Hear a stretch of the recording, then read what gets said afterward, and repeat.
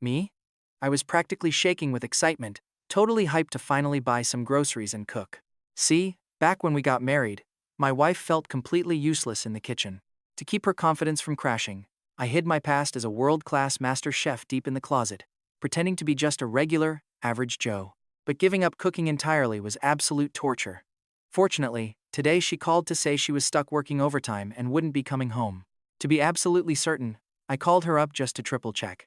What my clueless brain did not know was that Elara had secretly signed us up for a hit reality show. It was called Decoding Your Better Half, and they had hidden over 700 pinhole cameras inside our house to watch me. And now, check this out, millions of viewers instantly grab their popcorn because we all know exactly where this cliché is heading. Wife goes away, husband calls his secret side chick. Even Elara was starting to sweat bullets watching this. Since marrying, their social circle had shrunk dramatically. He never really reached out to anyone unless it was urgent. But just as she began to panic, Elara's phone suddenly started ringing. Seeing my name on her screen, she sighed with relief and looked right over at the host, Serafina. Serafina quickly gestured for the crew to be quiet, whispering for her to answer. So Elara picked up with a quiet hello. "It is already 11:30, I said. "Aren't you home yet? My stomach is literally starving." Elara immediately played along, telling me she had to work overtime and that I should just find something for lunch on my own. She reminded me that the cash she left should cover it. Instantly, my heart did a little happy dance, and I asked if she was absolutely 100% sure she was not coming back. Suddenly, Elara's suspicion radar beeped wildly. Why did he need to make so sure? Was he actually hiding some massive secret? To find out, she decided to double down. She said she was swamped with overtime and to eat alone, so I told her to give me a ring before heading home. With that, I hung up. Right then, the live stream chat went completely quiet, as viewers typed that I looked totally guilty. Everyone immediately smelled a massive scandal, so they kept watching very closely. This guy checked 3 entire times to ensure his wife was away. He definitely had some incredibly shady plans lined up. Serafina looked a bit awkward too, asking Elara if she usually went home to have lunch with her husband. Elara explained that takeout is pretty unhealthy, so they rarely eat it, especially since her office is quite close to their place. She normally just goes home, so Serafina suggested that maybe her husband was just a bit bummed out about her being stuck at work. But before she could even finish that thought, the screen showed my immediate reaction to hanging up. I literally jumped for joy, throwing up double peace signs, wiggling my hips with majestic sass while singing a hilariously off-key victory song. Elara's mouth twitched violently in embarrassment, while host Serafina looked like she wanted to disappear into the floor. "Does this guy look sad to you? He looks like he is praying his wife never comes home to cook again." Serafina hesitantly asked if Elara's cooking was secretly a weapon of mass destruction. Because her husband was celebrating avoiding her food like he had just won the lottery, sending laser beams shooting from Elara's eyes. That absolute jerk, she thought. Just wait until I get home and show him who is boss. Meanwhile, I had absolutely no idea my Grammy-worthy victory dance was being broadcast in high definition straight to my furious wife. Now watch closely as I flopped back onto the sofa like a starfish, picked up my phone, and dialed another number. The viewers went wild, betting their life savings that this next call was definitely going to some secret, spicy side girl. They immediately claimed all men are trash, but the host urged everyone not to jump to conclusions just yet. Then my voice echoed from the screen, asking if they saw the message I had just sent them. I told them to get it ready and bring it over fast because I was literally dying of impatience. No one could hear the other side of the call, but after hanging up, I was clearly hyped beyond belief. Stream chat went dead silent, calling this second call incredibly suspicious. Elara was deeply regretting this show, realizing for the absolute first time that her husband had an entire mountain of secrets hidden from her. Who was that phone call to? Who was coming over so fast? And why was he so incredibly impatient? If she were not sitting in front of millions of viewers, Elara might have rolled up her sleeves and marched home to strangle me. Following a brief, tense silence, the live stream chat absolutely exploded. Viewers estimated an 80% chance of cheating, and a 20% chance of just calling his bros. Things are getting spicy now. Never judge a book by its cover. Seriously, being handsome has its perks. If I had Callahan's killer looks and explosive physique, what woman could actually resist? Are we about to see a free PG-13 romantic drama unfold? Is it actually okay for us to watch this so openly? Host Serafina quickly asks Elara beside her. Serafina tells Elara not to panic and just watch the situation. Elara nods, but her face looks as dark as storm clouds. If I really was cheating, she honestly had no idea how she would face her future. Her mind was a chaotic tornado. Watch closely now, right on cue. My doorbell rings and everyone's eyes lock onto the big screen. They watch me jog over to the door. It clicks open, and a pretty young lady dressed in casual clothes walks inside. Right then, Elora's brain completely flatlines. It is over. It is so over. He really is cheating on her. No wonder he checked 5 times to make sure his wife was gone. He actually ordered a secret hookup. This absolute dog of a man needs his little joystick snipped off. I used to wonder how a handsome guy like him fell for her. Turns out he is just a certified scumbag. The chat instantly erupts into a fiery crusade against me. But right at that dramatic climax, the pretty lady finally speaks up. Here is the tofu, bamboo shoots, and chicken breast you ordered, prepared exactly to your specs. The total is $73. She tells me to scan her shop's QR code. I grab the black plastic bags and immediately scan it. If Mr. Callahan needs any other groceries, feel free to WeChat me anytime. I will take my leave now. With that said, the delivery lady struts right out. The moment the door clicks shut, Elora lets out a massive sigh of relief. But wait, why is he buying groceries? They have been married for 3 years, and the guy absolutely cannot cook. So, it turns out your husband just ordered groceries on WeChat, Serafina says, with a little chuckle. Now the netizens in the chat are collectively wearing clown makeup for judging a gentleman with a villain's yardstick. What kind of dirty minds do you all have? I literally remember your usernames. You were the one spamming the chat about him cheating. The truth is finally out. The man is just buying vegetables. Look at everyone screaming and making a fuss out of nothing. If he is not ordering takeout, why buy groceries? Is he planning to cook? But I remember Elora saying her husband has absolutely zero cooking skills. Maybe he is preparing a romantic dinner for tonight. Elora and Serafina share the exact same thought. The two stare at the giant screen, but Elora's brain snags on a completely different issue. I only gave you $50 before leaving. Where on earth did you get $70 to pay for that without even blinking? A secret stash. Called it. He absolutely has a secret stash of money, Serafina chimes in, saying it seems he is thinking quite far ahead. The guy got the ingredients ready, just waiting for you to come home and cook. Elora nods, but then frowns again. I know how to make tofu, I guess, but I am pretty terrible at it. What dish does he expect me to make? After that, the two continue watching the big screen, curious to see how I actually plan to survive lunch. But get this, the moment I grab those bags, I literally sprint straight into the kitchen. Then I roll up my sleeves, get my trusty cleaver ready, and empty the bags onto the counter. Tofu, winter bamboo shoots, chicken breast, ham, and fresh shiitake mushrooms. Pretty basic ingredients, right? Is he actually going to cook? Serafina stares at the screen bewildered, asking if Elora's husband actually knows how to cook. Like I said before, we have been married for 3 years, and the man can burn scrambled eggs into charcoal, Elora says, her face a mask of utter confusion. Serafina suggests maybe it is just a sudden whim to teach himself. That is a solid possibility. The netizens' brains are working overtime now as they analyze the situation. Maybe he is practicing while his wife is away, to give her a sweet surprise. Good men like him are endangered now. Looking at the tofu he prepped, there is nothing special yet. He is probably starting with a super basic beginner recipe. Hold up a minute, I am a chef. Why do these ingredients look so weirdly familiar to me?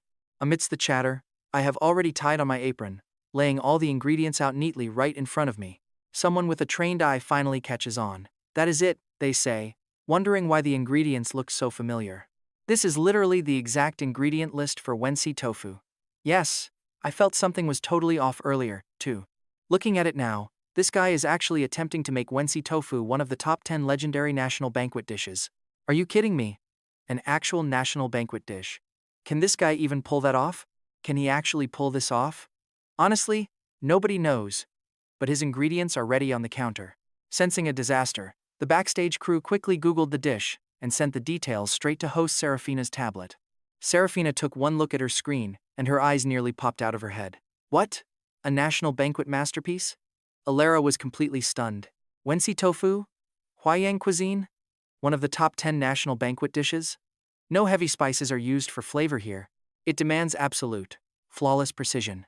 Definitely not a recipe some random average guy can just whip up. The chef needs god-tier supernatural knife skills, Serafina explained to the crowd. Elara was now beyond confused. She obviously did not believe Callahan could actually make this. His last attempt at slicing a potato ended up as a plate of chunky fries, so she knew he had zero skills. She was just deeply puzzled. How did Callahan, a guy who basically avoids kitchens, even know this fancy recipe? I mean, who tries to fight the ultimate final boss when they are still on level 1? What kind of crazy trick was he trying to pull here? Back on the screen, I casually pulled a heavy meat cleaver from the block with one hand. Suddenly, Elara went dead serious. It looks like he is actually going to try and cook this. Miss Elara, is this your first time seeing your husband cook? Even if he fails completely, his effort is quite sweet. Once he actually masters this, you will eat like a queen, Serafina teased with a smile. Right then, the director sent the crew to bring a short, chubby man onto the main stage. This was Barnaby, the lighting guy. Serafina, the director brought him because he was a professional chef for over 20 years.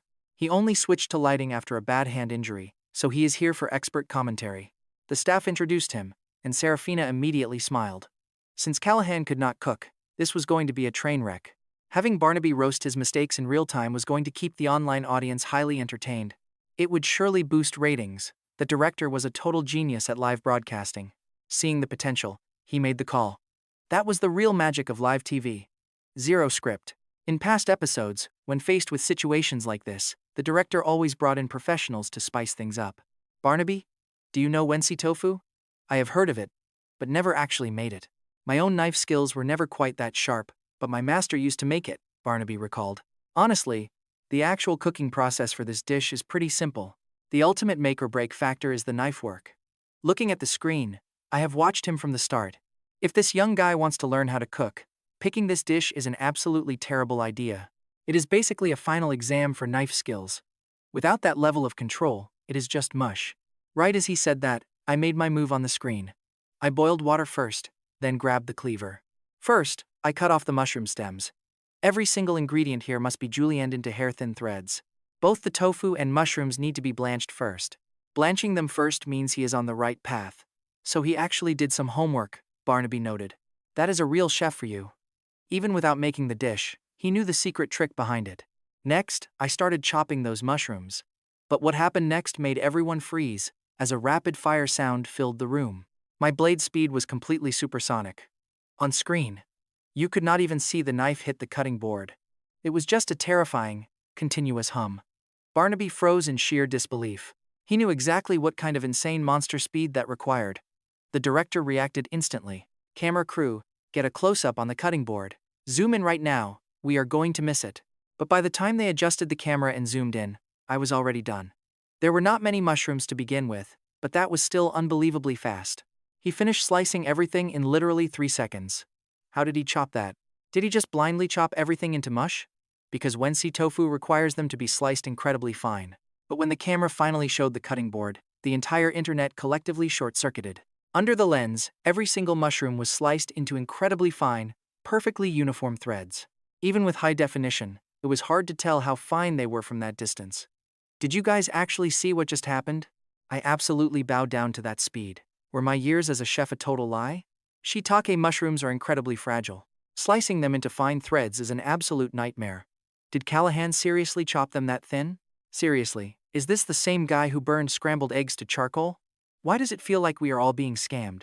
Up on stage, Serafina and Elara stood frozen like statues. Serafina could not believe her eyes, while Elara felt her entire world shatter into pieces. Even a complete amateur could tell those knife skills were god tier. Both women whipped their heads toward Barnaby in unison, demanding an explanation. Barnaby's face looked incredibly tense and complicated. Shiitake mushrooms are notoriously hard to slice. Honestly, most people have probably never even seen them shredded like this. Right? You usually only see them sliced because they crumble so easily. Slicing them into ultra-thin threads requires speed, precision, and absolute focus. But usually, if you speed up, you lose accuracy. Doing this requires elite, master-level foundational skills. I did not even catch his exact movements just a second ago, but judging by his perfect stance and the final result, you need at least 10 years of intense knife training to pull this off. Barnaby's explanation sent shockwaves through the audience. It was a shame the camera was still too far away. Resting on the board, it was hard to see just how impossibly thin he sliced them. It was tough to tell. Barnaby squinted closely at the screen for a while, pondering the situation aloud. Just watch the screen right now, the truth is about to drop. I calmly pinched a tiny bundle of those mushroom threads, lifting them up to my eyes to inspect them, which let the camera lock in focus. Everyone saw it clear as day. Those mushroom threads were literally as thin as hair. Barnaby gasped in absolute shock. His face showed pure shock as he muttered, I take back what I just said. 10 years of practice cannot cut things that thin. This takes at least 20 years of non-stop knife work by a true culinary master. On screen, I silently critiqued my own work. Not bad. My skills definitely have not gotten rusty yet. Serafina was known as a legendary host in the industry. Normally blessed with a silver tongue, right now she was completely speechless. Meanwhile, Elara sat opposite her, looking even more stunned. Her mind was spinning like a Category 5 hurricane. Her entire perception of Callahan completely imploded right then and there.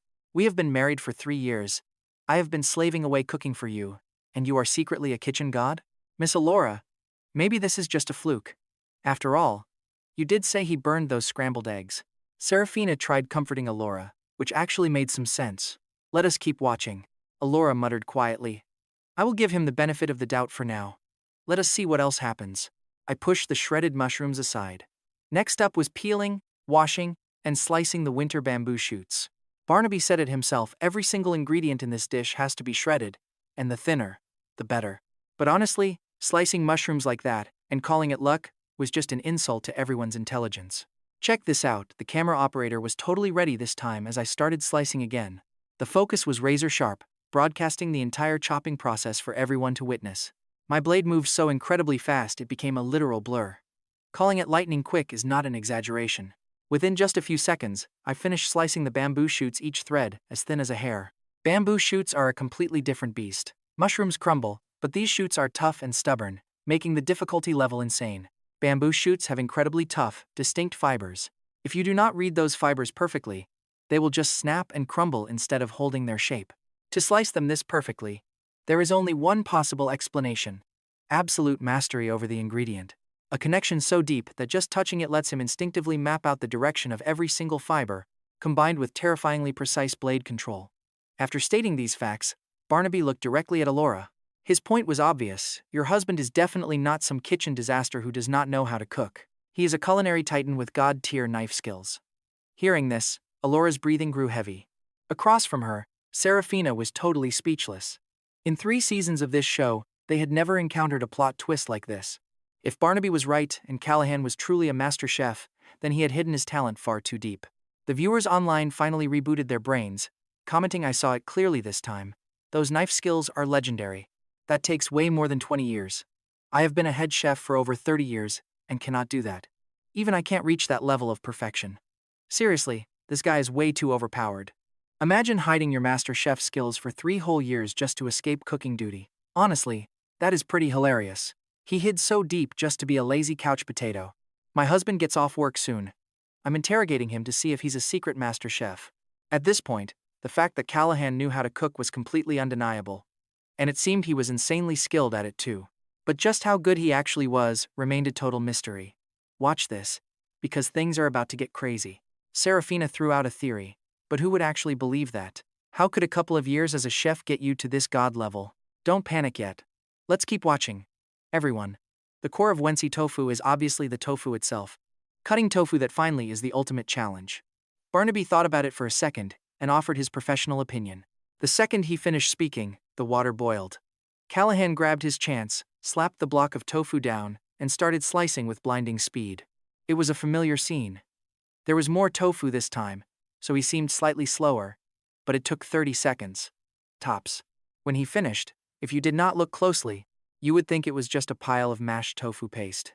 It was genuinely sliced that incredibly fine, looking almost completely pulverized. Elara quickly spun to Barnaby, asking him how many years it would even take to reach a level like this. Barnaby slowly shook his head, saying he could not tell. Tofu has tons of moisture, so the slices usually stick together. They would not know the truth until it hit the water. Right then, Callahan scooped up the sliced tofu and gently slid it in. Instantly, it looked like a magical flower blooming. Every single strand and thread was perfectly uniform and incredibly fine. It bloomed like a perfect chrysanthemum right in the water. Barnaby got so hyped, he almost jumped out of his seat. He admitted that back in his chef days, he got to watch a national banquet grandmaster make Wensi tofu live. But even that master was a step below Callahan. Elara gulped hard. She did not even have the words to describe how she felt. She truly thought Callahan had 0 secrets from her. Who knew he was hiding a total nuclear bomb? He was not just a guy who could cook, he was better than the grandmasters. The tofu got a quick blanch. Next came lettuce, chicken, and savory ham. Under Callahan's magical hands, they were rapidly shredded into tiny threads, refined to the absolute extreme limit. Next, he changed the water, since blanching the tofu was specifically to get rid of that raw, bitter bean flavor. After changing the water, he tossed the ingredients in, adding a tiny pinch of salt. A clean, yet incredibly difficult bowl of wensi tofu was ready. Callahan happily carried it over. Just as he was gleefully about to dig in, his phone started ringing loudly. Callahan glanced down and saw it was his wife calling. He nearly jumped out of his skin, completely terrified that she was coming back home. On stage, Elora's eyes were practically spewing hellfire. After hesitating for a few agonizing seconds, Callahan finally hit the answer button. Callahan asked Elora if she was heading back. Across from her, Serafina was furiously winking and making crazy faces. If Elora blew her cover right now, this entire show would crash and burn instantly. But each episode was meant to last a full month, meaning they had to keep spying on Callahan the whole time. Right now, this episode was turning into their biggest hit ever. Viewers were screaming for more, and honestly, it was incredibly entertaining. The thrill of uncovering secrets had millions of viewers completely hooked. Can you blame them? The live stream viewership had already smashed past 3 million. The peak of the first 2 episodes combined was barely over 3 million. This single episode was about to completely outperform their entire history. They absolutely could not let Elora ruin it. She took a deep breath, nodding at Serafina to show she understood the assignment. She lied that she wasn't coming back, just reminding him to eat lunch. Elora was furious, aggressively stressing the word eat. Callahan replied, he was eating right now, letting out a massive sigh of relief. She asked what he was stuffing his face with, and he claimed he just ordered takeout. He stuttered that it was just some home-style tofu, but Elora didn't believe him for a second. After all, who on earth eats high-tier wensi tofu for a casual lunch? Nobody does that. But Elora did not plan to completely corner her husband on this topic just yet. Instead, she hit him with some heavy sarcasm. She mockingly said she actually thought he was slaving away in the kitchen cooking for himself. The moment those words dropped, Callahan almost had a heart attack. He spun around, scanning the room to make sure his wife wasn't peeking through a window. Are you really at the office, honey? Yeah. Duh. What are you even talking about? How could I possibly cook? I do not have a single culinary bone in my body. He scoops up a massive spoonful of the glorious wensi tofu, while she asks if he is absolutely sure he cannot cook. Elora cannot hold back anymore, her voice dropping an octave as Callahan gets even more paranoid. He actually stands up, runs to the window, and peeks outside. His incredibly guilty behavior sends the live chat into hysterics. Serafina steps in at the perfect moment, quietly telling Elora not to push him any further. Otherwise, the gig is definitely up. Elora realizes she let her anger win and nods in agreement. I am going back to work. Enjoy your tofu, she says, hanging up on a completely baffled Callahan. He keeps glancing back over his shoulder like a paranoid squirrel while the online viewers laugh their heads off. This is absolute comedy gold. Can you believe this guy lied to his wife for 3 whole years? I just questioned my own husband. He swears he cannot cook, but I do not buy it anymore. Time to keep digging. Watching this is making me so hungry. I need takeout. Callahan shuffles back to finish his food, but his gut is screaming. His wife's reaction was just way too weird. Did she actually find out? He mutters to himself between bites. He quickly finishes the delicious bowl of wensi tofu, but the creepy feeling remains as he replays the day. It does not seem like he left any clues. It should be impossible, he thinks, sinking into full detective mode. He had not cooked at all lately, making today the absolute perfect window of opportunity. His wife was working overtime and not coming home. Getting caught red-handed at the scene of the crime was impossible. What he never could have imagined was that he was indeed caught red-handed, with millions of viewers watching him live in crystal-clear high definition. Could it be? A sudden thought strikes him. He bounces off the sofa like a spring, sprinting to the smallest guest bedroom in 3 giant strides. His highly suspicious behavior triggers alarms. Serafina asks Elora what that room is used for. It is the small guest bedroom, mostly used as a storage closet since we rarely have people stay over. We almost never go in there, Elora explains, completely unaware the production crew installed a 360-degree camera in that room. As Callahan bolts into the tiny space, the camera feed immediately locks right onto him. Watch this. Viewers are losing it, wondering why he is acting so incredibly shady right now. Is he going to check on his dark secrets? Honestly, hiding secrets in a storage room is the worst idea ever. While everyone is debating, Callahan already flips up the mattress on the small bed. That bedboard can actually lift up? Elora is stunned, having absolutely no clue. Callahan carefully inspects a small box, gently popping it open. The live camera feed captures everything inside. It looks like a very thick stack of official certificates, though the camera cannot read the tiny text. No issues here, I was just being paranoid, Callahan mutters softly to himself. Then, with extreme care, he shuts the lid. Only he can see the documents sitting on top. It is a Bokyu Store World Culinary Championship first place certificate, with a whole mountain of them underneath. After replacing the bedboard, Callahan dusts off his hands, nodding with perfect. There is absolutely zero chance she ever finds this. I was definitely overthinking it. Heading back to the living room, Callahan immediately wipes out all evidence, avoiding the kitchen trash altogether. Instead, he bags the scraps and marches them all the way to the public dumpster outside. Honestly, there are barely any scraps anyway since Callahan bought exact ingredients for just one portion. His god-tier precision means almost zero waste. After cleaning up the crime scene, he starts playing video games. At first glance, he looks exactly the same as when he first woke up. Without this reality show, she never would have noticed a single clue. Elora's face turns dark as she realizes he is a repeat offender. Elora, what are those little red booklets? Are they your marriage certificates? No, they are not. She shakes her head, having never seen this hidden stash in her entire life. Even though the camera is clear, the certificates are piled up, so only the top one is barely visible, but the text is still a complete blur. Tonight after work, I am going to find out exactly what ghost he is hiding, Elara muttered darkly. Even if the show did not force her, she was absolutely going to snoop. She once thought Callahan had zero secrets, just a regular chill guy who treated her insanely well. But to think this man was hiding a literal mountain of mysteries in the dark.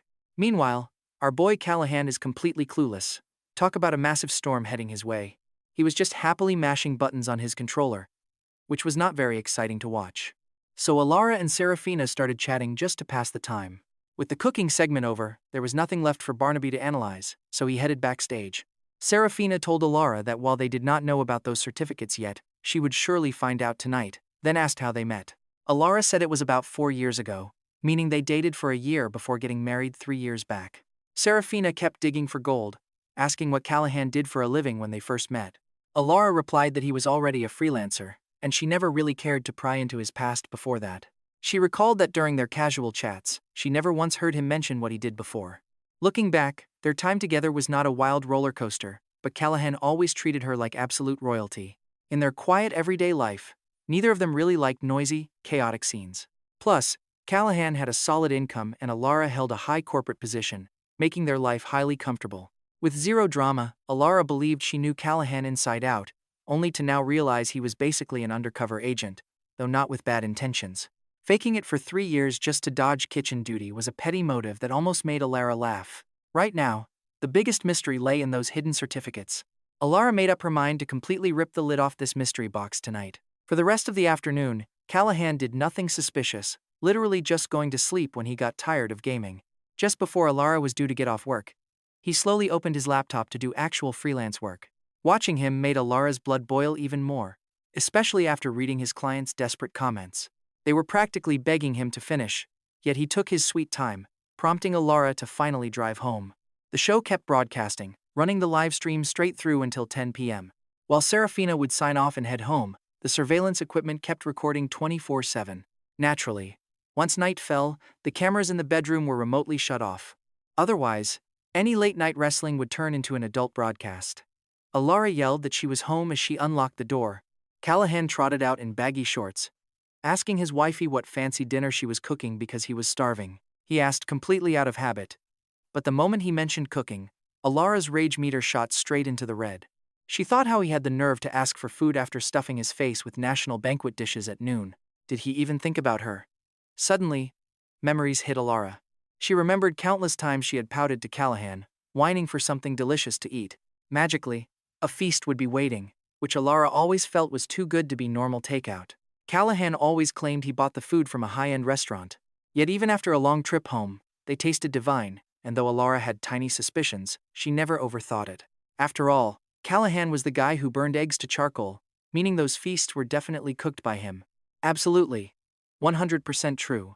Why are you spacing out right after getting home? Callahan, completely oblivious, suggested some braised pork belly for tonight, since he was seriously craving it. Elara almost screamed to eat dirt, you liar, but swallowed it last second, her eyes drifting toward the guest bedroom down the hall. The secrets were right there. But how on earth could she sneak inside without setting off his alarms? That was the ultimate million-dollar question, because Callahan almost never left the house. There were 0 openings. A puzzled Callahan asked what she was looking at, sensing her behavior was weird today. From that phone call to this exact moment, everything felt off, but he did not think his cover was blown. Knowing his wife's explosive temper, If she actually found out, she would have already drop-kicked him through a wall. What he did not realize was that if the producers had not begged her, Elara would usually launch a full interrogation by now, but instead, she just says nothing's wrong, promises to cook dinner, and heads inside. The kitchen was completely spotless, leaving behind absolutely zero proof that a legendary national banquet feast was prepared here earlier today.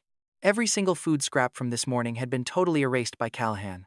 Not one tiny crumb of evidence remained, while online, the livestream viewers kept their eyes glued to the screen. Check this out, the viewers are completely losing it, watching her move. How can she inspect that room without Callahan knowing? Some chatters start making wild theories, guessing the top certificate might be fake and the others are blank sheets. Honestly, just think about the crazy things someone would actually have to achieve to earn that mountain of credentials. Most suggest waiting until he falls fast asleep tonight before sneaking out, which seems like the absolute best strategy. Meanwhile, the host Serafina is still live on stage, announcing she will officially sign off at 10 p.m. Don't worry, folks. The live stream itself keeps rolling 24 hours a day with our crew working in shifts. If any unexpected or wild situations occur, they will cut the broadcast immediately to protect privacy. The showrunners had actually detailed what those special moments meant earlier. Like, for instance, if Callahan and his wife got romantic while hanging out in the living room, the signal would go dark instantly. And obviously, Elara was well aware of the hidden cameras. She definitely wouldn't agree to any wild business. Or if some deeply private secrets started leaking, the staff would pull the plug before they hit the screens. Meanwhile, Elara kept on prepping dinner in the kitchen. Callahan sat bored on the couch watching television. Elara absolutely loathed seeing him play video games. So, when she was around, he never touched his console. Later that night, Elara did think about slipping out to investigate. But since their bedrooms were right next to each other, even the softest squeak from the door would instantly wake Callahan up. In the end, Elara abandoned her plan. Beside her, Callahan was snoring loudly like a chainsaw. Elara checked her phone to pull up the stream, confirming the bedroom cameras had indeed been shut down for the night. Finally, letting her guard down, she nestled under the blankets and drifted into a deep sleep. The next morning was the weekend, so Elara stayed home. Meanwhile, Serafina was already back on set, commanding the stage bright and early. Glancing at the live metrics, she noticed the viewer count had already surged past 2 million early this morning. Elara had actually watched the previous episodes, but they didn't get nearly as much attention as her own story. Brushing his teeth, Callahan asks Elara if she wants to head out and have some fun since it's the weekend. Normally, they would go out to relax, but Elara declines, saying her work week was completely draining. But before she can finish her sentence, Elara's phone starts ringing loudly. She checks the screen, brings it to her ear, and answers. Wait, the investment was pulled? She demands to know why they are suddenly backing out of their solid deal. The project is about to launch, and finding new backers now is basically impossible. She begs them to renegotiate. The line goes dead, leaving Elara completely pale. When Callahan asks what's wrong, she quickly claims it's nothing. Shaking her head, she calls it simple work issues. Unless it's amazing news, Elara never worries Callahan with her corporate troubles. That's just how she is. One person stressing out is always better than two.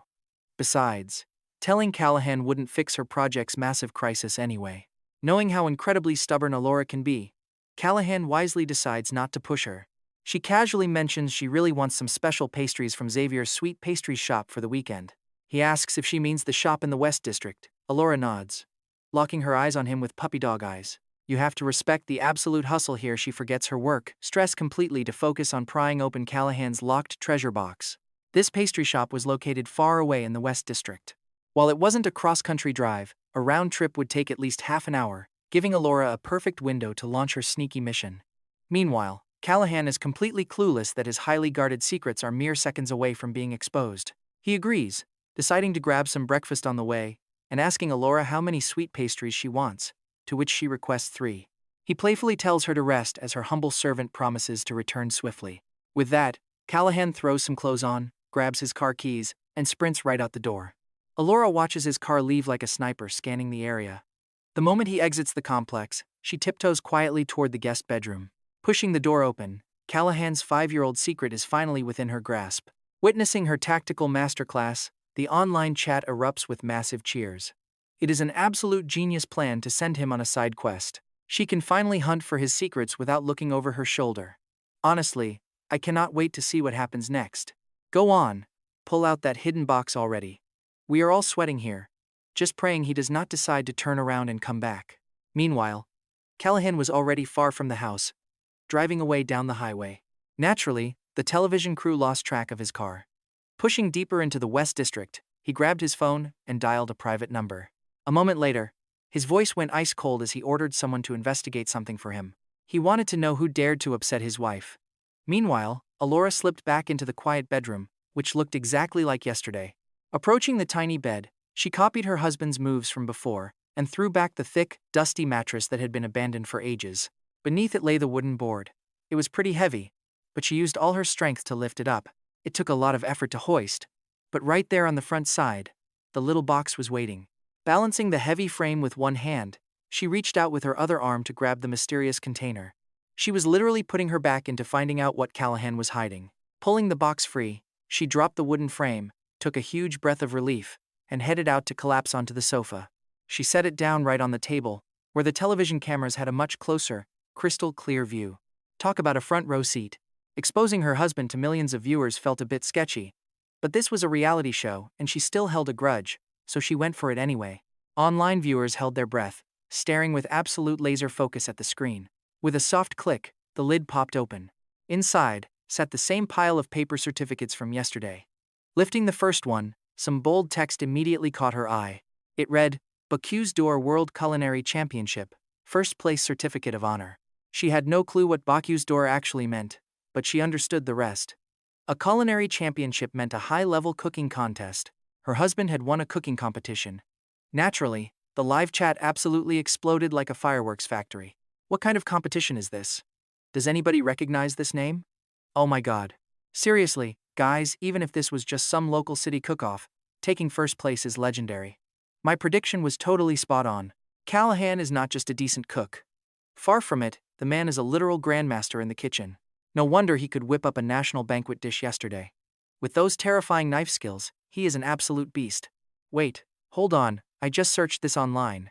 This tournament is literally the absolute highest peak event in the entire culinary world. As a professional chef, I can confirm. The guys competing in this are basically royal-level master chefs representing their respective countries. Right then, Elara stared at the certificate in one hand while scrolling the chat on her phone with the other. Her brain completely flatlined. Yesterday, she figured he was probably quite decent at cooking, but she never in a million years imagined her husband was this overpowered. It was completely ridiculous.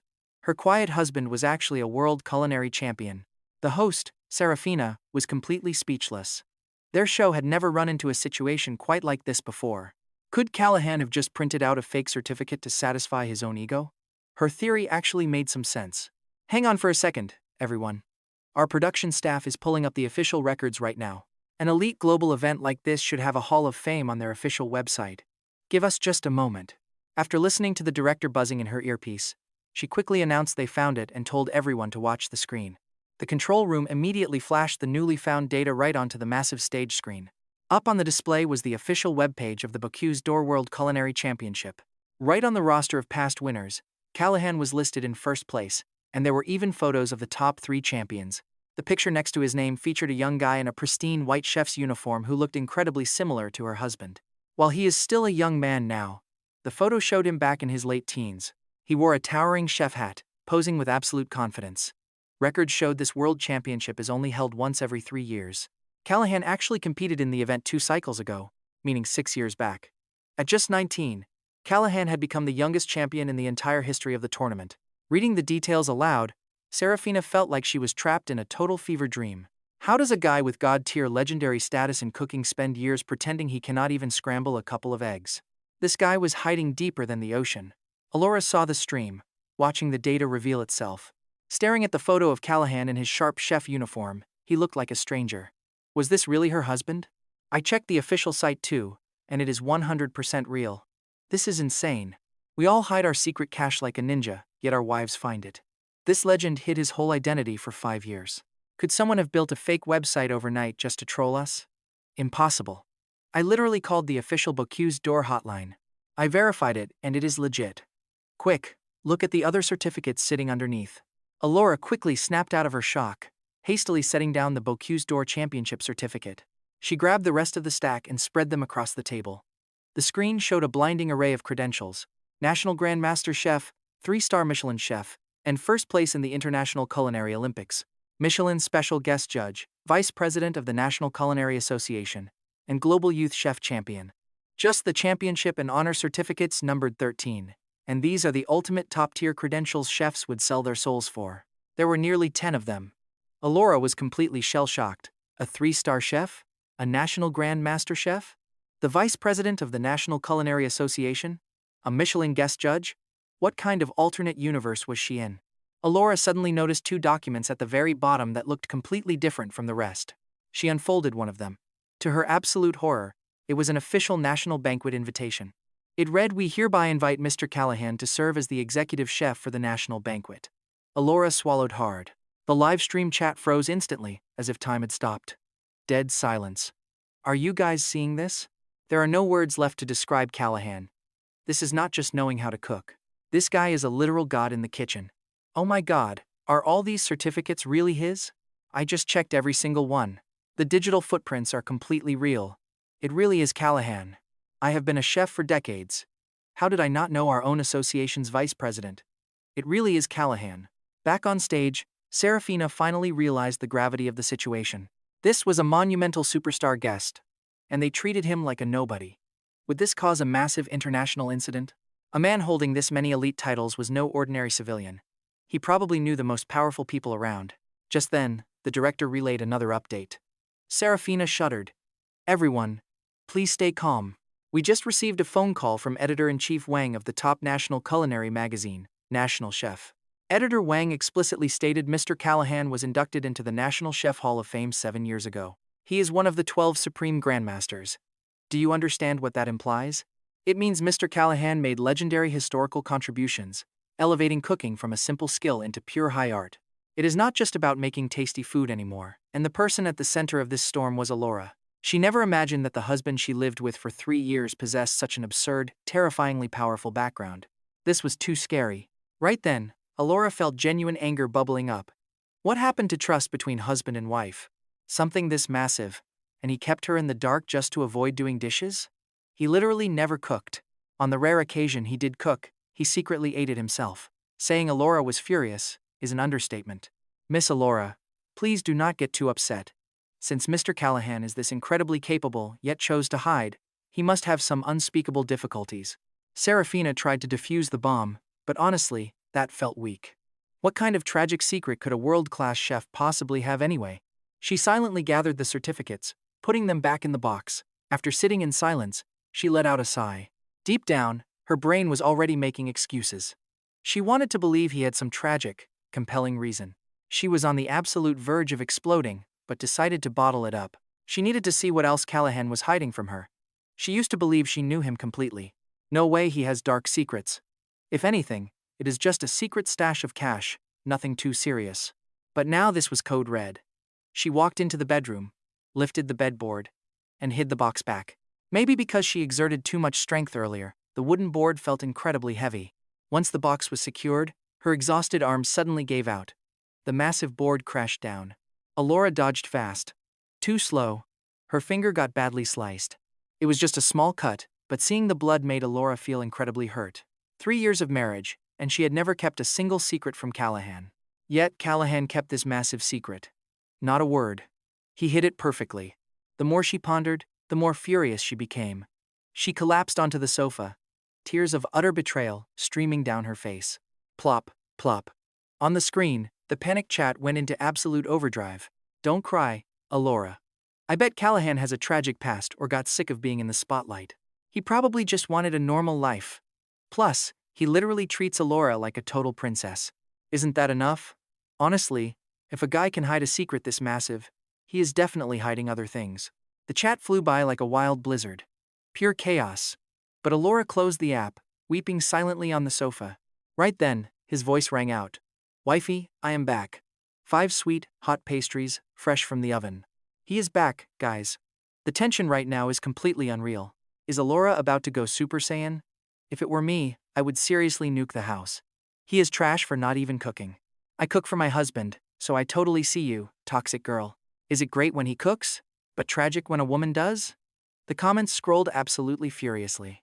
Meanwhile, Callahan was stepping inside, and a Category 5 hurricane was about to hit the house. Callahan set the pastries down, expecting a warm greeting, but got silence. He turned and saw Elara curled up on the sofa, her eyes completely filled with tears. She was curled in a tight ball, burying her face like a wounded kitten seeking comfort. Seeing her like this, Callahan panicked. Hard. He rushed over to her as fast as he could. He dropped down next to her, pulling Elara into a tight hug. "Wifey, what is wrong?" he asked, scanning the room like a hawk.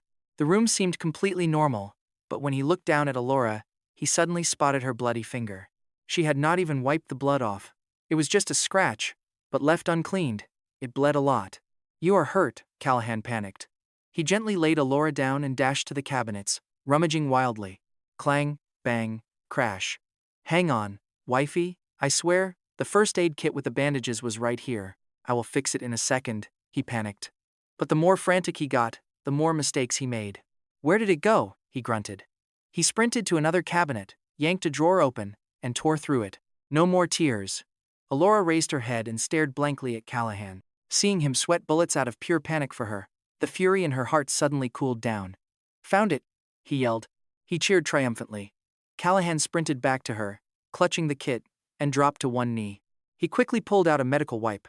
Staying on his knees, Callahan gently rested Elara's injured hand on his thigh. He wiped the blood. "How could you be so careless?" he murmured. "Does it hurt?" he asked. Looking up, his eyes overflowing with genuine worry instantly melted her heart. She nodded first, then quickly shook her head. "Well, does it hurt or not?" Callahan mumbled. "You are a grown adult, but you still cannot take care of yourself," he scolded gently, finishing up the cleaning. He applied some soothing powder, then peeled open a fresh bandage and wrapped her finger flawlessly. He double-checked. "Done." He nodded in absolute satisfaction. "Caught it just in time. It will heal in 2 days, but be careful next time. You hear me?" He lectured her like a worried dad. But wait, guys. What happened to that Category 5 storm we were all expecting? Top-tier romance. Pure gold. And frankly, I am choking on jealousy. From walking in the door to finding her scrape, to the frantic search and the sweet, nagging care. Everything was instinctive. Every single action was pure, subconscious instinct. The chat instantly agreed he is a top-tier husband. No one knew if Elara would still unleash her fury. Even host Serafina had fallen completely silent. Staring at the screen, she almost forgot she had a job. At the end of the day, she was just a single girl. What girl does not want a handsome partner who babies them this deeply? Setting his crazy secrets aside, the man is gorgeous. Great body. Extremely gentle. He really knew how to pamper her. And his income was incredibly solid. He was basically flawless. Even the host Serafina was starting to get pretty jealous of this setup. On screen, Elara was totally silent. She just stared blankly at Callahan. All the rage in her heart, completely gone. Looking back at their 3 years together, Callahan had always treated her like some fragile treasure. He was always afraid she would break if he dropped her, or melt if he held her too close. Whatever she wanted, he moved mountains to get it. He did not cook. But every other household chore? Callahan handled them flawlessly. Take today, she wanted sweet pastries, and Callahan did not hesitate for even a single second. Crack of dawn, he drove across half the city, just to get her pancakes without complaining once. He absolutely spoiled Elara, catering to her every whim. "Stop crying," he said. "Look at your face. It is all messy from those tears. Let me go grab a warm towel to clean you up. Then we can eat the pastries while they are still piping hot." Callahan spoke softly, starting to stand up to find that towel. But before he could stand up, hubby. Elara suddenly threw her arms around his neck, wailing at the top of her lungs. She cried. Hard. Completely forgetting about the massive stream. Millions of viewers watched as Callahan jumped in shock. Hearing her wail, he just gently patted her back to soothe her. "Shh, do not cry. It is just a pastry. No need to be this emotional, or your nose is going to start running." Elara instantly burst into laughter at his silly joke. Right then and there, she was crying and laughing at the exact same time. "You are so annoying," Elara pouted. "I was finally having a real moment. Can I not just cry in peace?" You can, Callahan chuckled. "But it is pastry time now. You can schedule another crying session for later." He hurried over to bring her the sweets. Sitting on the sofa, Elara took a bite. Honestly, it tasted pretty average. She was never a massive fan of sweets. Today was honestly just a tactical excuse to get Callahan out of the house. But right now, this pastry tasted like the sweetest thing she ever had. She told him to take a bite, too. Forgetting the millions of viewers watching their every move, Elara planted a giant kiss right on his cheek. Watching them happily eating on the sofa, The entire chat was absolutely drowning in jealousy. Is she seriously not going to interrogate him? I guess that is what true love looks like, guys. Host Serafina stared at the screen, totally unable to hide the pure envy in her eyes. She admitted she never expected this show to capture such a sweet, beautiful moment instead of just digging up dark secrets. This is basically the dream love. Once the pastries were gone, Elara finally snapped back to reality, realizing her entire house was covered in cameras. Oh, right, the company disaster. Just like that, her happy mood crashed. But she forced a smile, telling Callahan she had a sudden emergency at the office and needed to run out for a bit. She told him she would be gone for a few hours, prompting him to ask if she worked weekends now. Just a small project issue she had to go sort out, she replied. So he asked if she was skipping lunch too. She was about to say yes, but a sudden spark lit up her brain, making her tell him she wanted something delicious later. This was her signature move. In the past, Callahan would always have an absolute feast waiting whenever she dropped that hint. This would be the ultimate test to see if those old habits still held up. I got this, Callahan promised, patting his chest. But are you guys ready to see his plan? For a literal master chef of his caliber, whipping up a 5-star meal was easier than breathing. Finally, she left. She drove straight to the studio, where the staff welcomed her in. Serafina smiled, asking if she was hanging out with them before heading back. But Elara heavily replied that her emergency was definitely not just some excuse. This crisis was real. Her heart was incredibly heavy, leaving Serafina totally stunned. The host had assumed Elara just fabricated a lie to sneak over and spy on her husband's secret life in peace. My company situation is incredibly bad, Elara explained, and I might be stuck for days. Serafina gasped, asking if it was really that serious. She politely asked Elara what exactly had gone down, keeping the tone light with no pressure. Since this could touch on corporate secrets or privacy, she made it clear she did not have to share. Elara paused, thinking it over, before deciding there was no harm in letting everyone in on the details. As she explained, the chat slowly got the picture.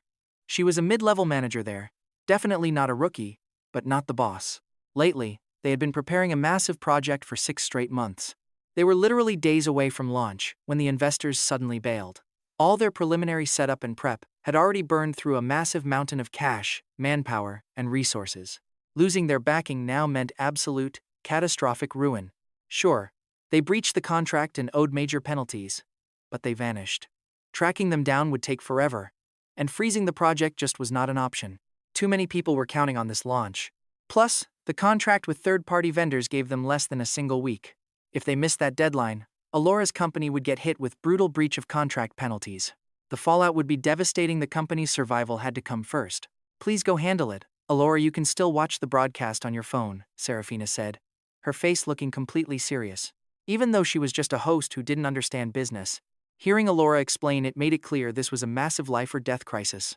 And right then, on the monitor, Callahan was just sitting on his sofa. His phone suddenly rang out. Elara casually glanced at the screen, not paying much attention. Even though Callahan hid his legendary culinary skills, she didn't care. As long as he treated her right, that was all that mattered. On screen, Callahan answered the phone, and his expression instantly turned incredibly dark. Did you find out? He asked. A few seconds later, he suddenly shot up from the sofa, demanding to know if his wife's project investors bailed. Are they playing games with my wife? What is the funding gap? Speak. You and I are probably just as shocked as the livestream chat right now. Serafina is totally lost. She asked Elara if she told her husband about the crisis, but Elara rapidly shook her head, saying she hadn't. Serafina thought about it. Yeah, she was right.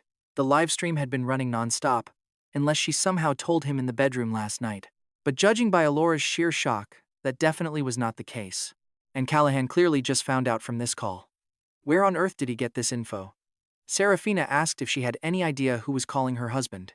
Serafina pressed, but Elara just shook her head again, looking completely and utterly baffled. How did someone leak her company's private crisis to Callahan? This was getting way too bizarre. Could it be that besides being a master chef, your husband has another secret identity? Serafina suddenly voiced a wild and terrifying theory. Elara froze. Her stressed brain simply could not process that wild possibility right now. For a man who hid a legendary culinary identity so perfectly, hiding another secret did not seem too far-fetched. Elara stammered that she had no idea. Her mind was a completely tangled mess.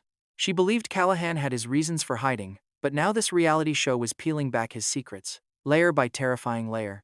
Serafina told her to stay calm and just keep watching. Delaying her office trip for a few more minutes wouldn't hurt, and Elara nodded in silent agreement. The chat was having an absolute nuclear meltdown over this plot twist, with viewers saying they felt like they were watching a spy thriller. Being a legendary chef apparently wasn't enough for him. This stream was getting too epic to watch for free. Back on the screen, Callahan was still chewing out the caller, asking what he even paid them for. How could they let such a massive screw-up happen? This was an incredibly serious crisis, and he knew it. As the project lead, Elara would take the brunt of the blame, which is why she was panicking so hard while the investors fled. He demanded they fill the $500,000 funding gap immediately, asking if he needed to spoon-feed them how to do their jobs. His tone was that of a ruthless corporate overlord, sounding nothing like a normal, chill civilian. He said he had to go cook dinner for his wife, then slammed the phone down, leaving the studio in dead silence. Serafina and Elara stared at each other in absolute, unfiltered shock. Naturally, the live stream chat exploded in response. Viewers knew it. Callahan definitely had a massive ace up his sleeve. Can we just talk about how insanely cool he sounds right now? Is Callahan actually going to save the day? Serafina turned to Elara, saying it seemed like her husband was actually going to solve this massive problem for her. Elara understood what his words meant, but she was highly skeptical. Securing real investors required a massive, agonizing process. They had to audit everything and negotiate fine print, especially since the investors held all the power. To be blunt, investors are absolute kings. They hold the gold, never throw money blindly, and demand repeated audits. They test your sincerity, and even if you pass, they won't wire funds immediately. They'll purposefully drag it out. Elara had no clue who he just called, but even if Callahan pulled major strings, they still faced that grueling process. The host pressed her, asking what she thought the actual odds were of her husband helping. Her odds? Maybe 30%. But before she could even think, Elara's phone violently buzzed. Her department was calling. She had to take it. Swiping to answer, Elara quickly told them not to panic. She was heading over right now. She promised she would find a way to secure the funding, assuming they were just calling to pressure her. But a wildly ecstatic voice screamed through the speaker, telling her that 3 massive investment firms had just reached out from out of nowhere. They each wanted to invest $1 million, making it $3 million total. Her entire brain completely short-circuited.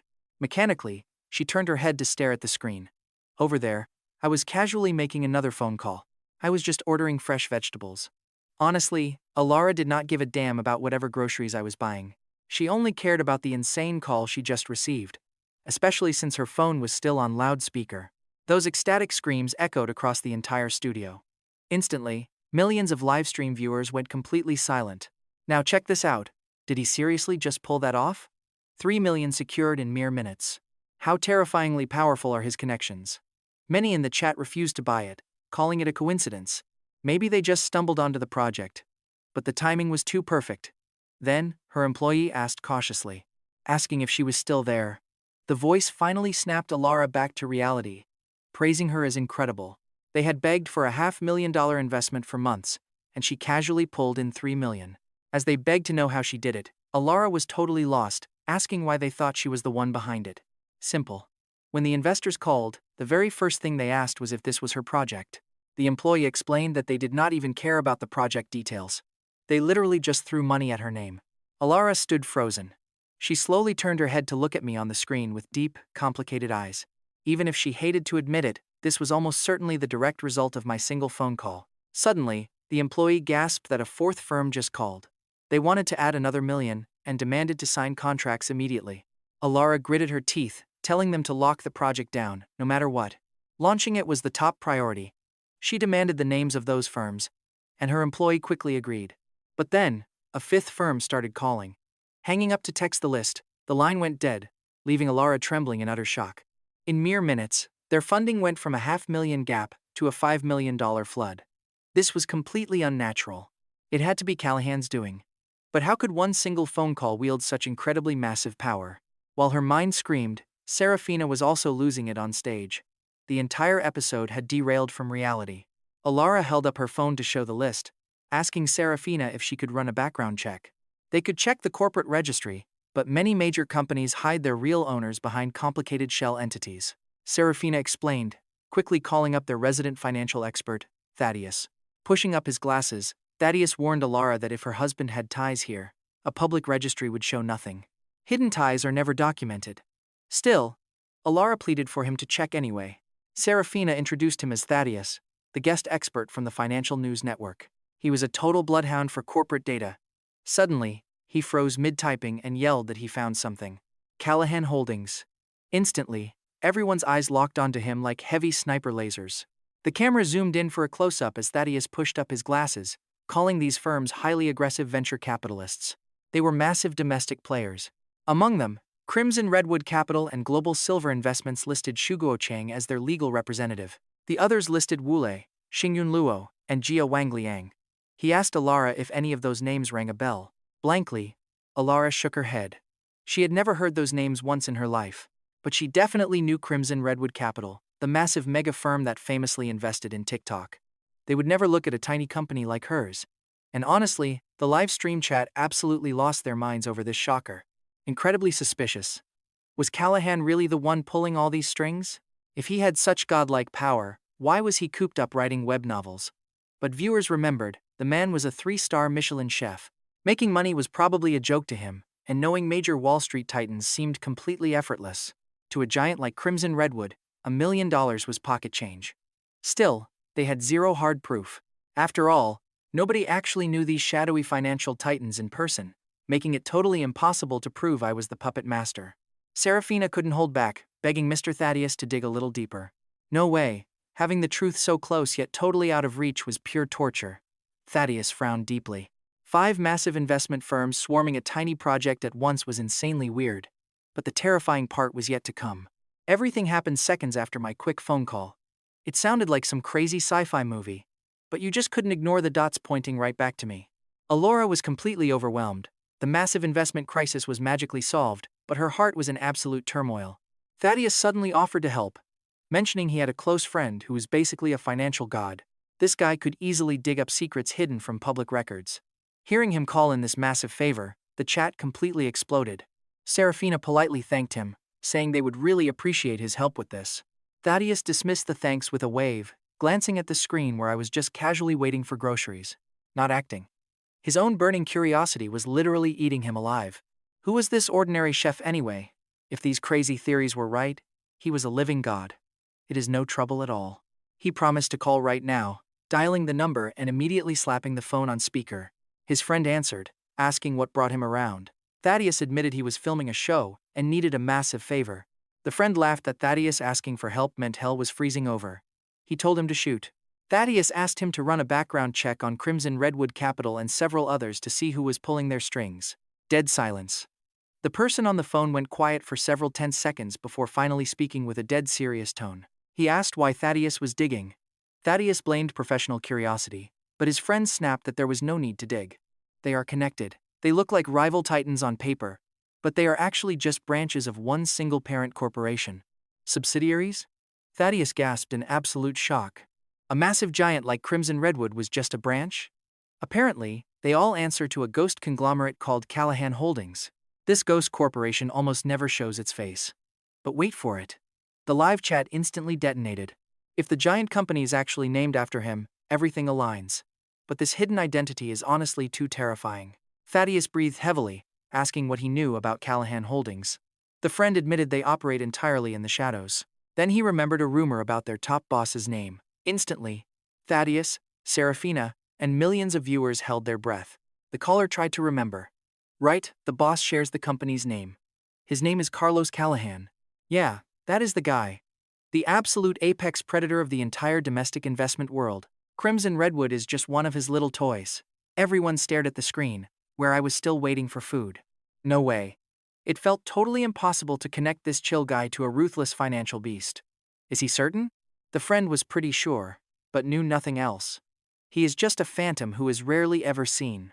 Unreal. He is a hands-off boss with absolute power. That was reality bending. After hanging up, Thaddeus stood there completely frozen. He never expected things to go this deep. So, the real reason those firms all invested at once was because they answered to the exact same boss, pulling every single string behind the scenes. The very second the phone call ended, all those branches completely panicked and scrambled to obey the order. They did not even review the project. They just threw cash. $1 million each meant $5 million instantly landed. Thaddeus slowly turned back to Elara, his voice visibly trembling. He asked who her husband really was. Even without 100% proof, the odds were astronomically high.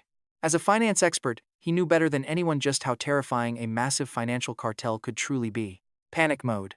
This was an untouchable elite at the top, and Elara was freaking out completely. They were married for 3 years and together for 4. She never suspected a single thing. She mumbled, wondering if it was a massive coincidence. After all, there was no photo or hard evidence proving the big boss was her husband. Meanwhile, the live chat became a total war zone, with fans screaming that there was zero chance of a coincidence. His online footprint was completely wiped. Yet, those investment firms reacted like they received a royal decree. Right then, the production crew suddenly brought a stunning girl onto the stage. Serafina recognized her instantly. She gasped, asking Calliope what she was doing there. It was obvious they were close. She confessed she had been absolutely glued to the live stream, glancing up at his face on the giant screen while admitting she was just as desperate to unmask him as everyone else. Calliope suggested she might crack the case, making host Serafina's eyes light up instantly. This girl, Calliope, was the TV station president's only daughter, coming from insane wealth with a family background rumored to be incredibly deep. Once the director got her seated, Calliope cut straight to the chase. Her family had massive military connections, meaning she could easily pull up top-secret files on anyone, which was absolute, undeniable power. Inside this country, no matter who you were or what you did, those high-level military databases kept a perfect record of your entire life. Just one phone call was all she needed, and if her elite connections could finally unmask Callahan, it would be absolutely legendary. Get ready, because we are finally about to see if this man's ultimate secret gets dragged into the light. A viewer named Lugia rubbed his hands in excitement, saying that just thinking about it gave him an adrenaline rush. The show was completely off the rails. It started out as a simple program exposing silly couple secrets like hidden cash stashes for cheap laughs, or maybe catching a cheating spouse at most. But now, with Callahan in the picture, the show's ratings had completely shattered the stratosphere, so you better hold on tight. Saying she was making the call right then, Calliope pulled out her phone and dialed on speaker. It connected instantly. "Run a background check for me," she said. "His name is Callahan. Got your eye on a boy?" A young man's relaxed, teasing voice asked through the line. She quickly shot that down, saying he clearly hadn't been online today, otherwise he wouldn't ask. "Just look up his name, please. This shouldn't be too hard for you, right?" she pleaded very cautiously. She didn't reveal his identity or use any official titles, just requesting a favor while he told her to relax. He boasted that checking a civilian was a joke, and he could pull secret special forces files if needed.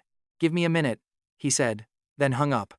The livestream viewers instantly caught that massive flex.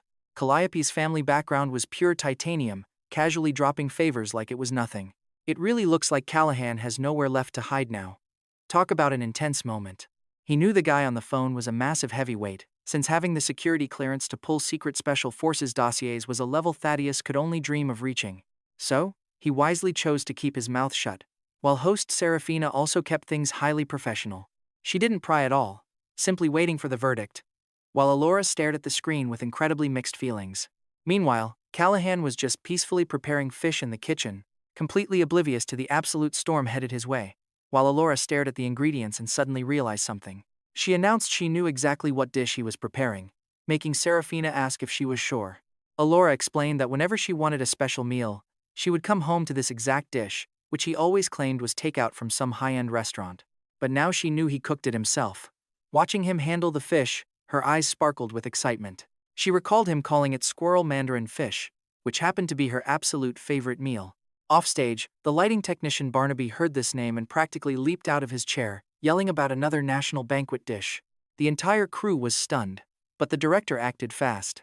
He immediately cut the feed, bringing Barnaby right onto the stage to explain everything. Barnaby yelled that while basic squirrelfish is simple, the authentic Mandarin version is a legendary national banquet staple. Seeing his precise prep work, and hearing Elara's description made him completely certain, even though he would normally doubt anyone else attempting this. But this was Callahan, a literal living legend who worked as a special guest executive chef for those high-profile banquets. For him, whipping up a national banquet masterpiece was just another Tuesday. Barnaby eagerly asked Elara if she could recall the names of any other meals her husband usually cooked, prompting her to tilt her head and think back. She remembered osmanthus duck, scallion chicken, and walnut mushrooms, along with shrimp roe bamboo shoots, oil-braised cucumber, and 5-spice smoked fish, making Barnaby's eyes bug out further with every single name. She admitted those were all she could remember, though there were definitely more. When she curiously asked Barnaby if he recognized them, the expert nodded rapidly like a broken toy. He stared at Elara with pure envy, explaining that more than half of those meals were national banquet exclusives. Her traditional husband barely made any Western food, meaning Elara had literally eaten her way through the entire prestigious national banquet menu. Barnaby was absolutely drowning in jealousy.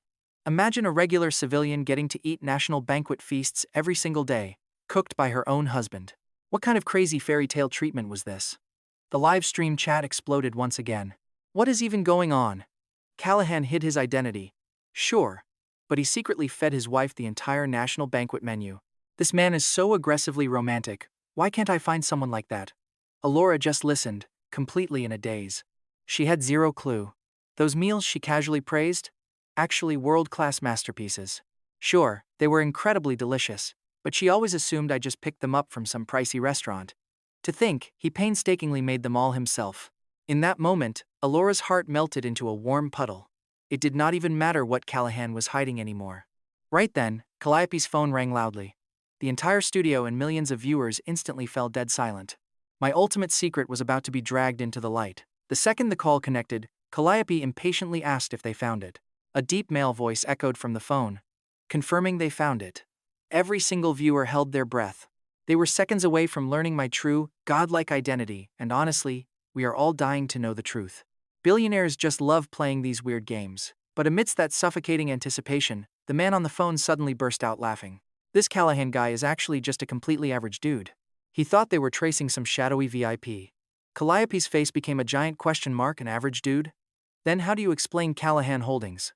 Well, the man amended, I guess he is not completely average. His file says he did some advanced studies at the International Finance Academy, so he has got some serious brains. That academy is an elite institution. It birthed countless financial titans. Anyone getting in there for advanced studies was easily worth millions.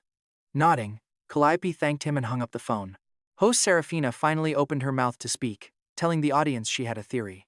Callahan probably met some obscenely wealthy friends at the academy, and they just let him sign the paperwork as the legal representative. In reality, there are plenty of companies where the legal boss and the actual mastermind are two completely different people. So, Serafina's theory actually holds some real water. Once everyone realized Callahan was likely just a figurehead for the company, and not the actual corporate mastermind, the audience was visibly disappointed. So, after all that hype, the company does not even belong to him? The host has a solid point. The legal rep is not always the guy holding the crown. With a massive empire like that, the real brains behind it are probably fellow alumni from the Finance Academy. Callahan is just a glorified placeholder. Phew, so with that logic, he really did just call up a rich buddy. But wait, did you catch the tone of that call? He definitely did not sound like he was talking to a buddy. The audience was momentarily stumped. But the classified military data was sitting right there, proving that he was, indeed, not the ultimate boss of the company. Honestly, this is probably for the best. If he really was the boss of that massive empire, it would just be way too terrifying. Although slightly disappointed, deep down, the audience did not actually want to believe Callahan was the true emperor of the company. It is a totally normal, contradictory mindset. Seeing an average Joe suddenly become vastly superior to you in every single way naturally triggers some major ego resistance. The camera cuts right back to me preparing the second dish. My supernatural knife skills and absolute mastery over the ingredients once again left everyone completely mesmerized. Scrub-a-dub-dub, chop-chop left, chop-chop right. I was humming a little tune, prepping a plump, majestic black-feathered silky chicken. My goofy demeanor made the live stream audience burst out laughing. Having a husband like this would be pure bliss, laughing every single day. Wait, is that a silky chicken? Making soup with that is incredibly nourishing. While everyone debated poultry, Calliope quietly slipped away from the desk, leaving only Barnaby and Serafina. Barnaby originally thought I was just making simple chicken soup, but the exact moment I sliced open the chicken belly, he violently shuddered. Even the internal organs were completely pitch black. Wait, that is an Indonesian obsidian chicken. What even is an Indonesian obsidian chicken? Isn't this just a regular black silky chicken? Why are the insides black? It must be contaminated. You cannot eat that. Serafina also looked thoroughly confused, handing the microphone over to Barnaby so he could explain. The Indonesian obsidian chicken is literally the most expensive poultry on the entire planet. Barnaby explained that not only is the outside black, but even its internal organs are a metallic pitch black color. This shade of black is not some flat dark color either, but a unique metallic obsidian with a shimmering sheen. He recalled seeing one once while working as a private chef for a billionaire, calling the price absolutely absurd. Its meat is supposedly as tender as silken tofu, with off-the-charts nutrition, making the live stream chat instantly blow up with excitement. People in the chat started Googling it, calling this bird the absolute Lamborghini of the poultry world, begging for the price. They begged Barnaby not to leave them hanging, and he sighed deeply. He explained that this chicken is basically a plaything for the ultra-rich, costing around $6 million for a single bird. Taking just one bite is like chewing on a crisp $10,000 bill, sending the comment section completely nuclear. Everyone wondered where Callahan got the cash to buy such a chicken, whispering about some massive secret stash of money. Meanwhile, Callahan was at home prepping the second dish, using surgical precision to slice pink pork into wafer-thin sheets before dicing it into tiny, pomegranate seed-sized cubes. His knife work was as smooth as flowing water. One look showed pure professional mastery, and Barnaby praised him in awe, realizing he was making Yangzhou lionhead meatballs. It was truly worthy of a national banquet chef with unparalleled knife skills, prompting Serafina to quickly press for more details. She asked if Callahan buying this insanely expensive Indonesian obsidian chicken himself proved he was hoarding a massive secret fund, leaving Elara shell-shocked, since she only gave him $200 today. Where did he get $6 million for a designer bird? Honestly, we were all asking that exact same question. Could Callahan be a stealthy billionaire, since even someone worth hundreds of millions might wince at eating a chicken this pricey? His wife is working her tail off at her office job, while he is secretly hoarding millions and hiding it from her. Some called men unreliable trash, but the truth was finally coming to light that Callahan was no ordinary national chef. He was also playing the stock market like a fiddle, and definitely made a massive fortune even if he was not the true boss. Elara was now panicking, left completely at a loss for what to do next. Watching the entire situation spiral out of control, she even considered screaming for the crew to cut the cameras. Not for any selfish reason, but because she could not bear to watch the internet drag his name through the mud. Suddenly, a middle-aged man stood up from the VIP section, yelling that he had something to say. He clearly looked like a highly successful businessman, making host Serafina gasp and ask if Mr. Sterling wanted to speak. This was none other than the mega-rich sponsor of the show, a big-shot CEO worth tens of millions of dollars. He had been a quiet spectator for 2 episodes, but now revealed he had actually eaten this type of chicken before. Walking onto the stage, Mr. Sterling explained that the actual price was not nearly that astronomically absurd.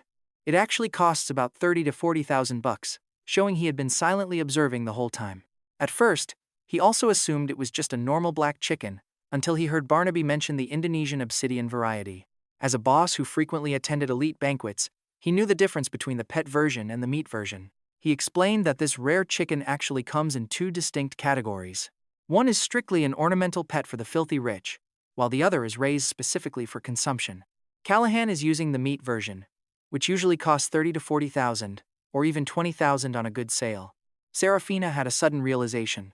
She thanked Mr. Sterling, but noted that even $20,000 still vastly exceeded Callahan's tiny $200 grocery budget, making the chat explode again. Honestly, this wild plot twist has more curves than a mountain road, and now we all know his secret stash is definitely real.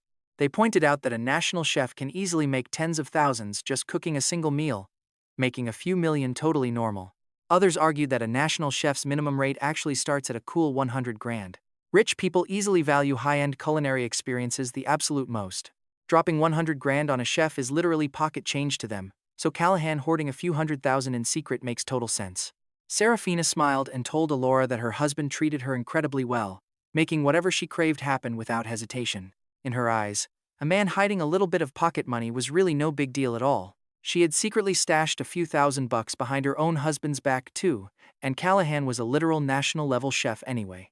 Having a high income was just par for the course, and a sweet, sugary smile bloomed on Elara's face. He really has always treated me so well. I had already started heating up the wok, but at that exact moment, I abruptly set down the spatula to answer my phone. My face instantly shifted into a mask of pure seriousness. What? We got spotted? How the hell are you people doing your jobs? I roared into the phone. Pouring all those investments in at once is obviously suspicious. Have you people never heard of diversified investing? This hyper-aggressive, domineering tone sent the chat into another frenzy. Shifting into tyrant CEO mode like that, he looks so hot when he's yelling at people. Miss Elara is definitely not someone to mess with. They must be talking about that major investment deal. Those corporate suits are way too rigid. After hanging up, I opened WeChat again. The chicken you delivered today was wrong. I specifically asked for a standard black silky chicken. Hearing this, the viewer's eyes lit up instantly. So, there was a hidden plot twist after all. Since I originally ordered a normal silky chicken, the vendor immediately started apologizing profusely. I am so incredibly sorry, Mr. Callahan. We accidentally mixed up the standard silky with the Indonesian obsidian meat bird. Have you already used it? We will send a replacement immediately. A panicked female voice echoed. But tell me, when did you last see customer service this desperate to please?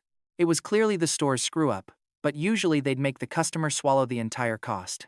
Last time I withdrew money, the ATM gave me an extra 1,000. I didn't even notice, but bank agents were knocking on my door within an hour to demand it back. But when the ATM shorted me money, it took 2 whole days of running around just to fix it. I give this store's service a 10 out of 10. But that poor delivery girl is probably going to get her wages docked. Press F to pay respects. The audience debated passionately, with everyone dying to know how I would respond. They saw me furrow my brows, looking quite displeased as I said, "Whatever. I'll just reluctantly use this chicken. Make sure you pay attention next time. Thank you so much, Mr. Callahan. I promise it will never happen again." The voice on the other end sounded like she had just been pardoned from execution, leaving the show's crew and live audience utterly bewildered. That was it? He is actually just going to reluctantly use it? Does he honestly have no idea how expensive that Indonesian obsidian chicken is? A bird worth 20 grand? And he's reluctantly using it? He is a national chef, after all. There's no way he doesn't know the market price. Barnaby, who had been quiet, chimed in to explain that Callahan isn't just pretending to be annoyed. National banquets have incredibly strict standards for ingredients.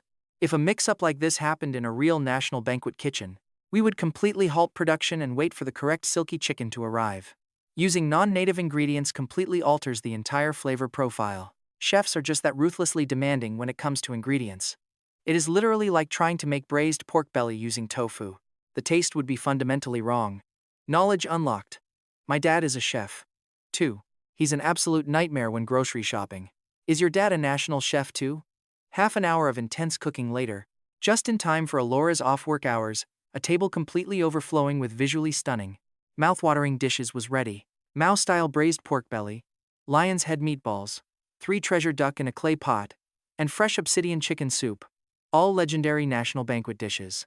Serafina rattled off the names like an encyclopedia. Seriously, who wouldn't want to marry a chef after seeing this? Imagine eating gourmet masterpieces every single day. Elora scratched her head, looking a bit sheepish. As for my cooking skills, well, Callahan eats whatever I make. He has never complained once. Serafina's eyes sparkled. It seems Callahan truly loves you with all his heart. No, Elora laughed and waved her hands. He is just too lazy to cook, so as long as it isn't literally toxic, he'll eat it. She didn't dare brag too much. As an elite corporate survivor, she knew all too well that the higher you are praised, the harder you fall.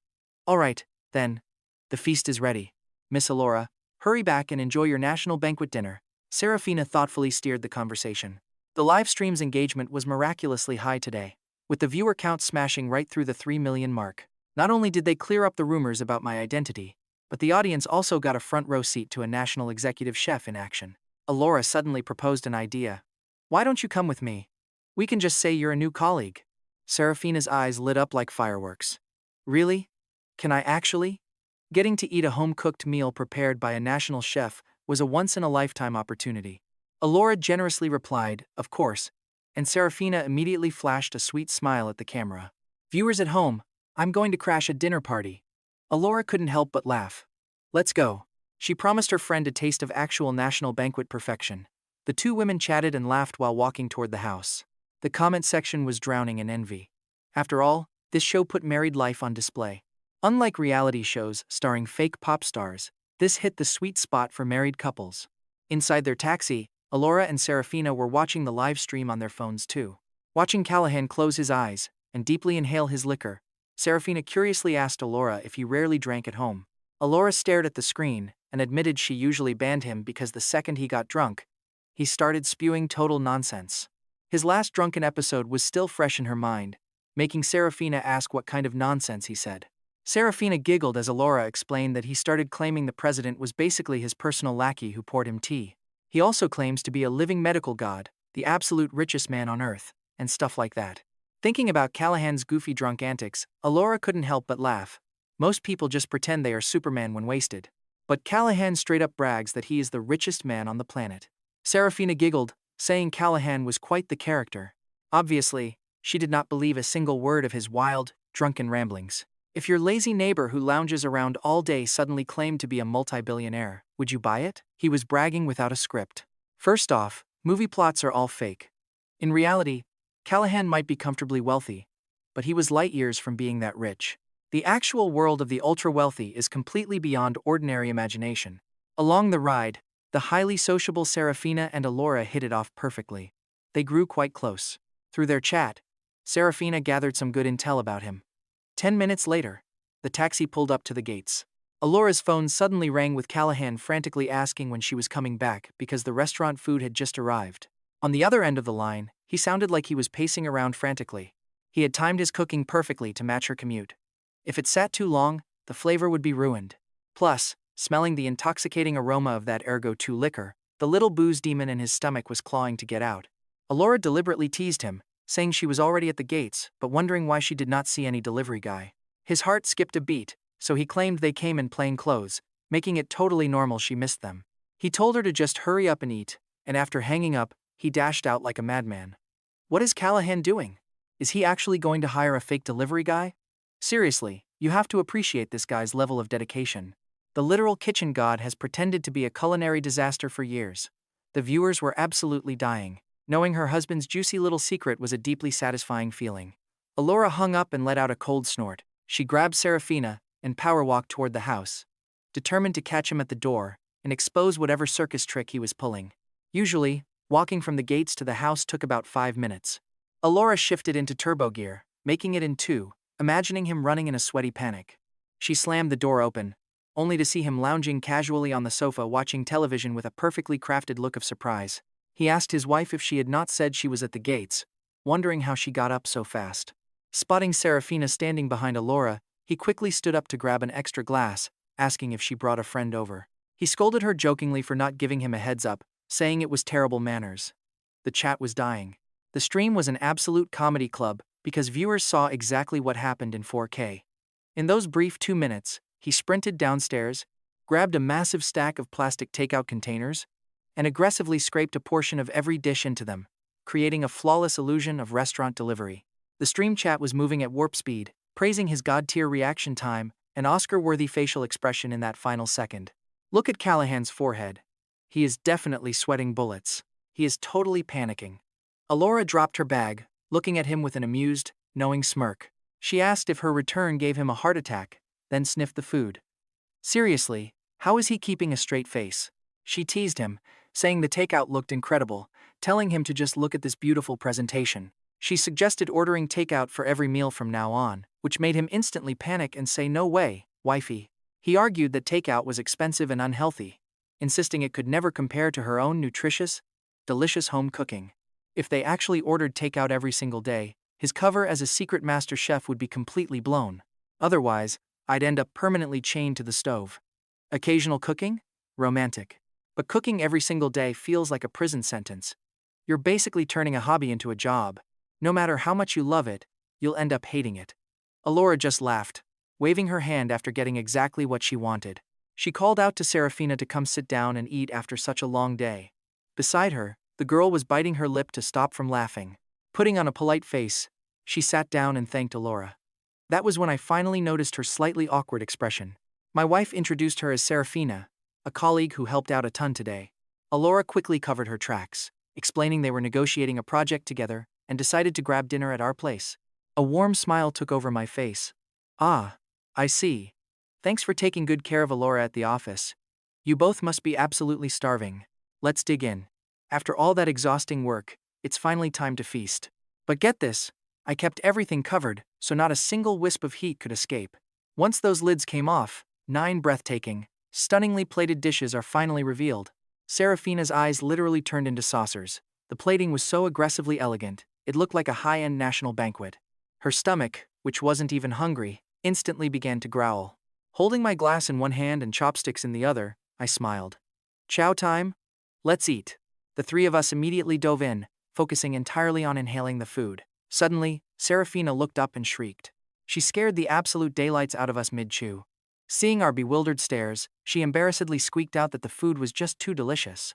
Seriously, she had never tasted anything this incredible in her entire life. We told her she almost gave us a heart attack, making us think she found a bug in the food. Since Elara and I ate food of this caliber on the regular, we were completely desensitized to it. Now, you have to realize this was her very first time tasting a national banquet. The flavor literally drop-kicked her taste buds, and she was instantly, violently hooked. I smoothly chimed in, claiming this restaurant is top tier, and that Elara and I order from them all the time. Elara played along flawlessly, promising to take her to the actual restaurant next time. She added that it probably tastes even better fresh. My face stiffened for a microsecond, but I quickly agreed. I promised we would go, but my brain was already spinning. Go to a restaurant? I'll have to fake that when the time comes. To celebrate my wife successfully winning her project bid, I finally found the ultimate, bulletproof excuse to drink. Raising my glass, I knew that securing this project meant Elara would get a fat bonus check and skyrocket her company status. She might get promoted next. Serafina eagerly raised her cup, ready to celebrate. But in her flustered excitement, Serafina reached too fast and accidentally knocked the earthy yellow ceramic cup right off the table. It smashed onto the floor, shattering instantly. She panicked and apologized immediately. She shot out of her chair, frantically scanning the room for a broom to clean up the mess. Elara quickly reassured her, saying it was just a cup and telling me to grab a new one from the cabinet. I got up to clean up the ceramic pieces and pulled a new cup from the cabinet, this time a pure white one. Carved beautifully onto the side was an incredibly lifelike crimson dragon. Serafina kept apologizing, feeling terrible. She desperately wanted to know where we bought it so she could bring 2 replacements next time. I chuckled internally. You couldn't buy this cup anywhere. I quickly smoothed things over, telling her not to worry. Claiming the broken one was cheap street market junk for $1. This new one cost $5 whole.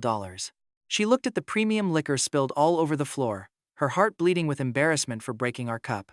Since we genuinely didn't seem to care, Serafina finally let the issue drop. Elara actually glared at the shattered yellow cup with disdain, saying she was glad that ugly mug finally broke. Honestly, she always hated looking at it anyway. My hand froze holding the dustpan, and I grumbled internally. Ugly? That cup was an absolute masterpiece. Back at the reality studio set, Serafina temporarily stepped away and was replaced by a new host, Penelope. Penelope pointed out that you can tell a lot from a broken cup, calling Callahan and Elara very easygoing. She then began lecturing the audience about dining etiquette, saying people shouldn't dig around communal dishes with their own chopsticks. This host is incredibly boring. Who wrote the rulebook on how to eat in your own house anyway? The highly annoyed audience demanded Serafina's return, wanting to watch a reality show instead of listening to a boring etiquette lecture. With the live chat flooded with complaints, the director frantically signaled Penelope to step down and prepare for Serafina's return. Just then, a brave staff member stepped up. Director, I collect antiques as a side hobby. That yellow clay cup might actually be something legendary. Hearing that, the chat completely lost their minds, demanding some real answers. How crazy are we talking?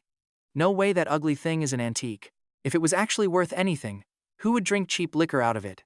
The director watched the chat explode with questions. He figured he would let the guy talk. It was definitely better than facing an angry mob of viewers. The camera tech nervously walked up to the stage. He was just a regular guy who usually handled the lens focus. His sharp eyes had captured every single detail on that yellow cup. Clearing his throat, he said, "Ladies and gentlemen, I highly suspect that yellow cup is an Emperor's Heritage piece issued back in 1952. Thanks to its legendary craftsmanship, it is basically the holy grail for high-end collectors." Hearing this, the stream went absolutely wild. Holy crap! That hideous clay cup is a treasure? Since when does the government issue official porcelain cups?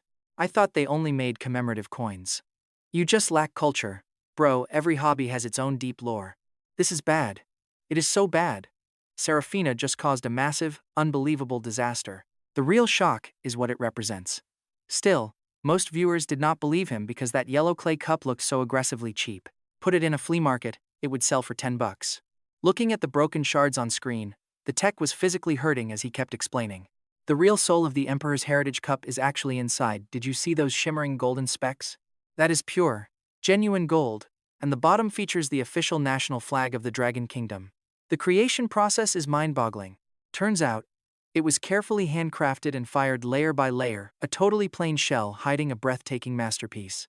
A perfect symbol of the traditional philosophy of holding gold and jade within. Talk about a painful lesson. But check this out, why on earth is Callahan's family using a museum relic as a shot glass? No sane person serves dinner on museum-grade plates unless, and then, the camera tech dropped the ultimate bomb. The market price for just one single cup is $70,000. A full set sells for 250,000. Being a veteran collector, he knew only about 100 of these still exist today, and they are mostly locked away in the private vaults of billionaires and elite politicians. Staring at those shattered pieces on the floor, his heart bled. Another legendary masterpiece, destroyed forever. The guy made a silent promise. The second his shift ended, he was digging through Callahan's trash to rescue those broken shards. He knew a legendary restorer who could rebuild ancient porcelain. Maybe it could still be saved. It was shattered, but not fully pulverized. At 250,000 a set, is that an $80,000 loss? Serafina definitely could not pay for that. It was not that she was broke, but she never imagined a cup could cost more than a house. But watch this, the chat is already flagging the new cup. Oh yeah, that vibrant crimson dragon on the other cup looks way better than the ugly yellow one. Seeing how crazy the audience was getting, the crew ordered the tech to inspect the new cup immediately. The camera panned over the table. Since she thought the new cup was just cheap trash, Serafina kept eating like crazy. Who would have guessed this usually elegant, gorgeous host would be inhaling food like a competitive eater? Meanwhile, Elara and I just took a couple of small bites while telling her to slow down since there was plenty of food. Elara laughed, scooping a bowl of rich chicken soup for Serafina, who happily claimed it tasted like heaven. Serafina grabbed the bowl and basically chugged it, totally ignoring the soup running down her chin. Was this really the untouchable goddess? The camera focused on the wine glass, showing a fiery crimson dragon coiling around the pure white ceramic. Absolutely no part of that stunning cup looked like cheap yard sale junk. The camera tech stared at it, thinking it had to be the fabled Crimson Dragon Jade teacup. In the collector underground, legends say this was the final masterpiece of a legendary artisan, who only created 3 before he died. Their location had been an absolute mystery, but somehow, one was just sitting right on Callahan's dining table. To complete his ultimate masterpiece, that old master had stubbornly clung to life for a whole extra year. Only after seeing those finished cups did he finally pass away. Immediately, the viewers started spamming, "So how much is it worth? Stop giving us a history lesson and just tell us the price." Hearing their demands, the staff member could only let out a heavy sigh. Someone once offered $330,000 for a single Crimson Dragon Jade teacup, and no collector would sell it. 330,000? Just one cup is worth 330,000? Where is Callahan getting this loot? Is he the original owner? What is his connection to the master artisan? After stuffing themselves, the 3 of them just lounged on the sofa chatting. Serafina was terrified of letting something slip, so she mostly let Elara vent about her stressful office drama. "It was so bizarre today," Elara said. "Out of nowhere, a bunch of massive corporations wanted to invest in their project." Elara deliberately steered the conversation this way to test the waters.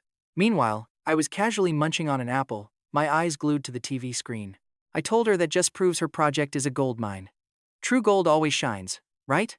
Elara narrowed her eyes. "Is that so?" she asked, but all those companies were subsidiaries of Callahan Holdings. I nearly choked, spraying apple chunks everywhere. Now watch this. I had to mix some half-truths with outright lies, claiming an old academy buddy founded Callahan Holdings. The kid absolutely idolized me. He even named the entire company after me. Elara scanned me up and down. "Idolized you?" I just crossed my legs, looking pretty obnoxiously smug. If I had not mentored him, he would not be sitting on an empire today. The livestream chat instantly exploded with laughter. One viewer joked they believed me about as far as they could throw a piano. The guest lecturers there are all literal billionaires. Another said they looked it up. The only domestic titans lecturing there were Jack Ma and Li Ka-shing. Forget the audience doubting me. Even Elara and Serafina were looking at me like I was some pathological liar. Serafina simply could not help but interrogate me. "Then why does the corporate registry list you as the legal chief executive of Callahan Holdings? Brother-in-law. You are not being very honest, are you?" Well, about that. My brain gears were spinning at absolute maximum overdrive. I claimed I just helped him set up the company back in the day, and held a tiny 1% share. When cash got tight, I sold them back. 1% does not sound like much, but it is huge for a conglomerate worth hundreds of billions. Elara was actually starting to fall for it, wondering if I really had a 1% share. How else did I summon those investors so easily? You can probably guess what happened next. The chat went absolutely berserk trying to figure out that 1%. One viewer Googled it. Callahan Holdings is valued at over 300 billion. That 1% is worth over $3 billion bucks. Holy mother of pearl, 3 billion. Did a gym teacher teach you math? It is over 3 billion. Why is he even pretending to work? Just then, a verified financial account left a comment in the chat. The actual transaction price fluctuates, but it is undeniably in the hundreds of millions. You could buy a mansion, supercars, and live comfortably for 10 lifetimes. No wonder he did not even blink when that antique cup shattered. He probably forgot he even had that kind of money lying around. Everyone was completely shell-shocked by the phrase hundreds of millions. They initially thought I was hiding maybe a single $1,000,000 tops. Who knew we were actually operating in units of billions? The livestream chat was in pure, unadulterated chaos. An average Joe is lucky to save a few million in their entire life. But this couple? They are filthy, obscenely rich. Elara was completely dizzy from this sudden tidal wave of theoretical wealth, demanding to know what else I was hiding from her. She demanded the share transfer documents right now. I leaned in close and whispered that I already gave that 1% share back to Callahan Holdings. Hearing this, Serafina nearly choked on her own saliva. She thanked God this was not her husband, calling it a catastrophic level of financial self-sabotage. Meanwhile, Elara was frozen in place. Hundreds of millions? Just given away? Serafina quickly tried to do damage control, saying what is done is done. She told Elara not to get mad, since her life right now is perfectly comfortable. Elara took 2 deep breaths, thinking logically. If she actually had hundreds of millions in the bank, she would probably live in constant paranoia about the company or banks collapsing. Her quality of life might actually plummet. The way things were now, working a solid job and living peacefully, was perfectly fine. She turned and asked what they gave me for those shares. I told her they just gave me a few little trinkets to put around the house. I casually pointed them out to the girls. Serafina leaned in, intensely curious, asking if I really gave away hundreds of millions just for a few trinkets. Hearing this, everyone in the audience pinned their ears back. Even Elara, who was pretending to be totally zen about it, could not help but listen closely. I admitted they actually gave me quite a bit of stuff. That yellow cup we drank from was a gift from Little Wang. The meat cleaver in the kitchen is from Little Jang. The pickle jar is from Little Li. And that is about it. Suddenly, Elara violently shot up from the sofa. She stomped her foot in absolute fury, screaming if they traded hundreds of millions for literal garbage just to openly bully me. I flash my most innocent puppy dog look, claiming they are super useful, while Serafina just stands there completely dumbfounded.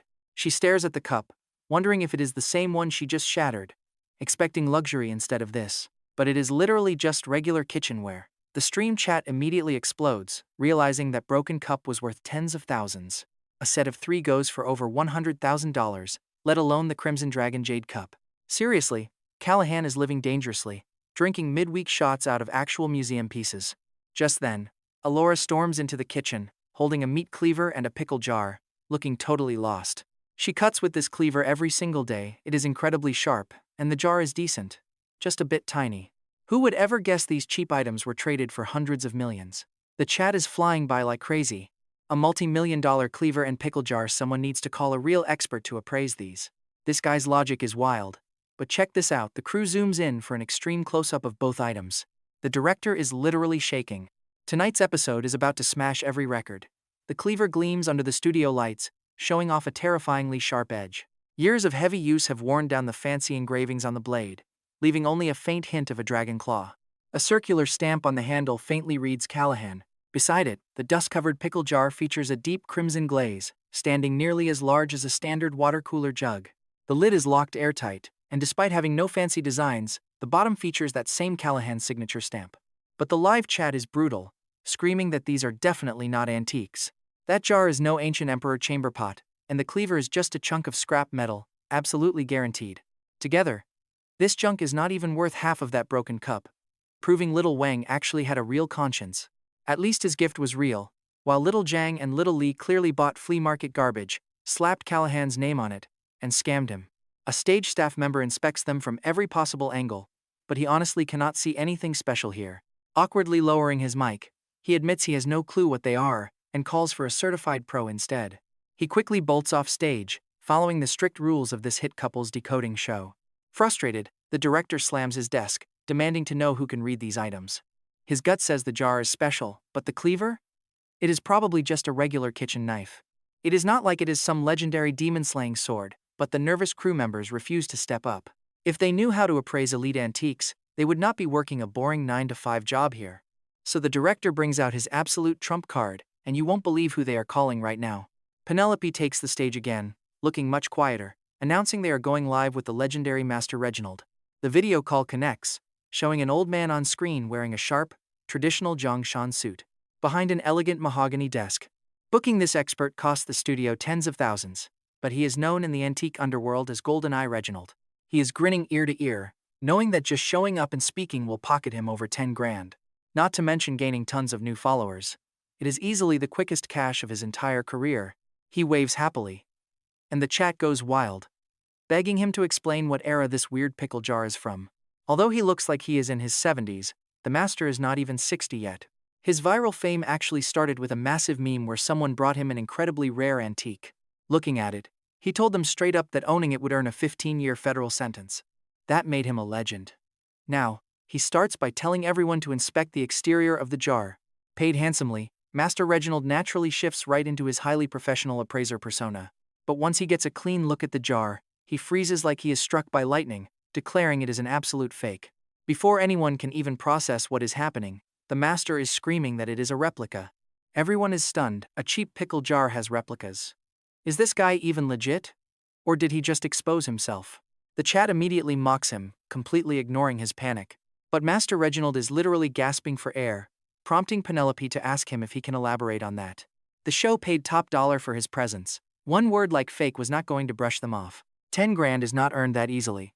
Reginald explains he calls it a replica because he has actually seen the authentic items. GoldenEye Reginald breathes in, deep. Once he calms his nerves, he claims this pickle jar is a legendary treasure, authenticated by his master. He points a trembling finger, claiming the emperor gifted this priceless treasure to his royal chef 1,000 years ago. I mean, you might find this pretty bizarre too. Why would a literal emperor gift his chef a pickle jar? But this royal chef was no ordinary cook. He was actually the undisputed culinary god of his entire era. The ceramic techniques used on this jar represented the absolute pinnacle of ancient technology, pickling vegetables inside to infuse unparalleled flavor. And that heavy meat cleaver was forged from a meteorite falling from the heavens, making it terrifyingly sharp. He speaks. Master Reginald's tone is heavy with reverence. His master told him that if these two legendary artifacts were actually authentic, their market price would easily top $3 million. So the ones Callahan has must be fakes, sending the live chat into a massive frenzy immediately. Viewers spam that they knew it, saying little Jiang and little Li would never give him something that expensive. Still, those replicas look pretty convincing and are probably worth a couple $1,000 at least. Hanging up, Master Reginald feels a complex wave of emotions, since seeing those items reminded him of his mentor who vanished years ago. Back at the house, under Serafina's aggressive insistence, Callahan reluctantly opens up his laptop. When Serafina curiously asks what genre of novels he writes, Callahan puts on a dead serious face. Healing novels? Elara looks totally lost as he claims his books warm people's hearts. She doubts that because she has caught sneak peeks of his draft pages before. It was clearly one of those hyper-aggressive, adrenaline-pumping power fantasy web novels, with comment sections flooded by glowing 5-star reviews. But since she knows nothing about the web novel industry, she has no idea if his stats are actually legendary. He opens his author dashboard, pointing at the screen to explain. At first, he thought those donation points were actual dollars, thinking they were filthy rich when seeing millions of them. He later learned 100 points equals $1, but reiterates he writes healing novels to bring hope to dark lives. Scrolling through his system notifications, he sees alerts thanking respected author Luna Flops for receiving another golden ticket. Another alert shows a 1,000-point donation, followed by a message noting he has updated for 11 consecutive days. Serafina's sharp eyes immediately catch that last part, questioning if he only updated for 11 days straight. Being an avid web novel reader, her absolute biggest pet peeve is when authors suddenly go on random hiatuses. Turns out Callahan is a master of the sudden disappearance, awkwardly scratching his head and claiming inspiration just dries up sometimes. He complains they do not understand the agony of writing, which immediately resonates with every streaming author watching him. Too real. Viewers write that they want to work, but the words physically refuse to flow, and even squeezing out 2,000 words with snacks and tea breaks their backs. Some curious viewers search his pen name, Luna Flops, and sure enough, they track down a novel about to go premium. Even with only 200,000 words, the stats are completely monstrous, with insanely active comment sections and massive donations. Right at that exact moment, a platinum author named Orion clicks into the stream. As a top-tier god-level author on his platform, fans actually crowned him one of the 5 supreme lords of the Central Plains.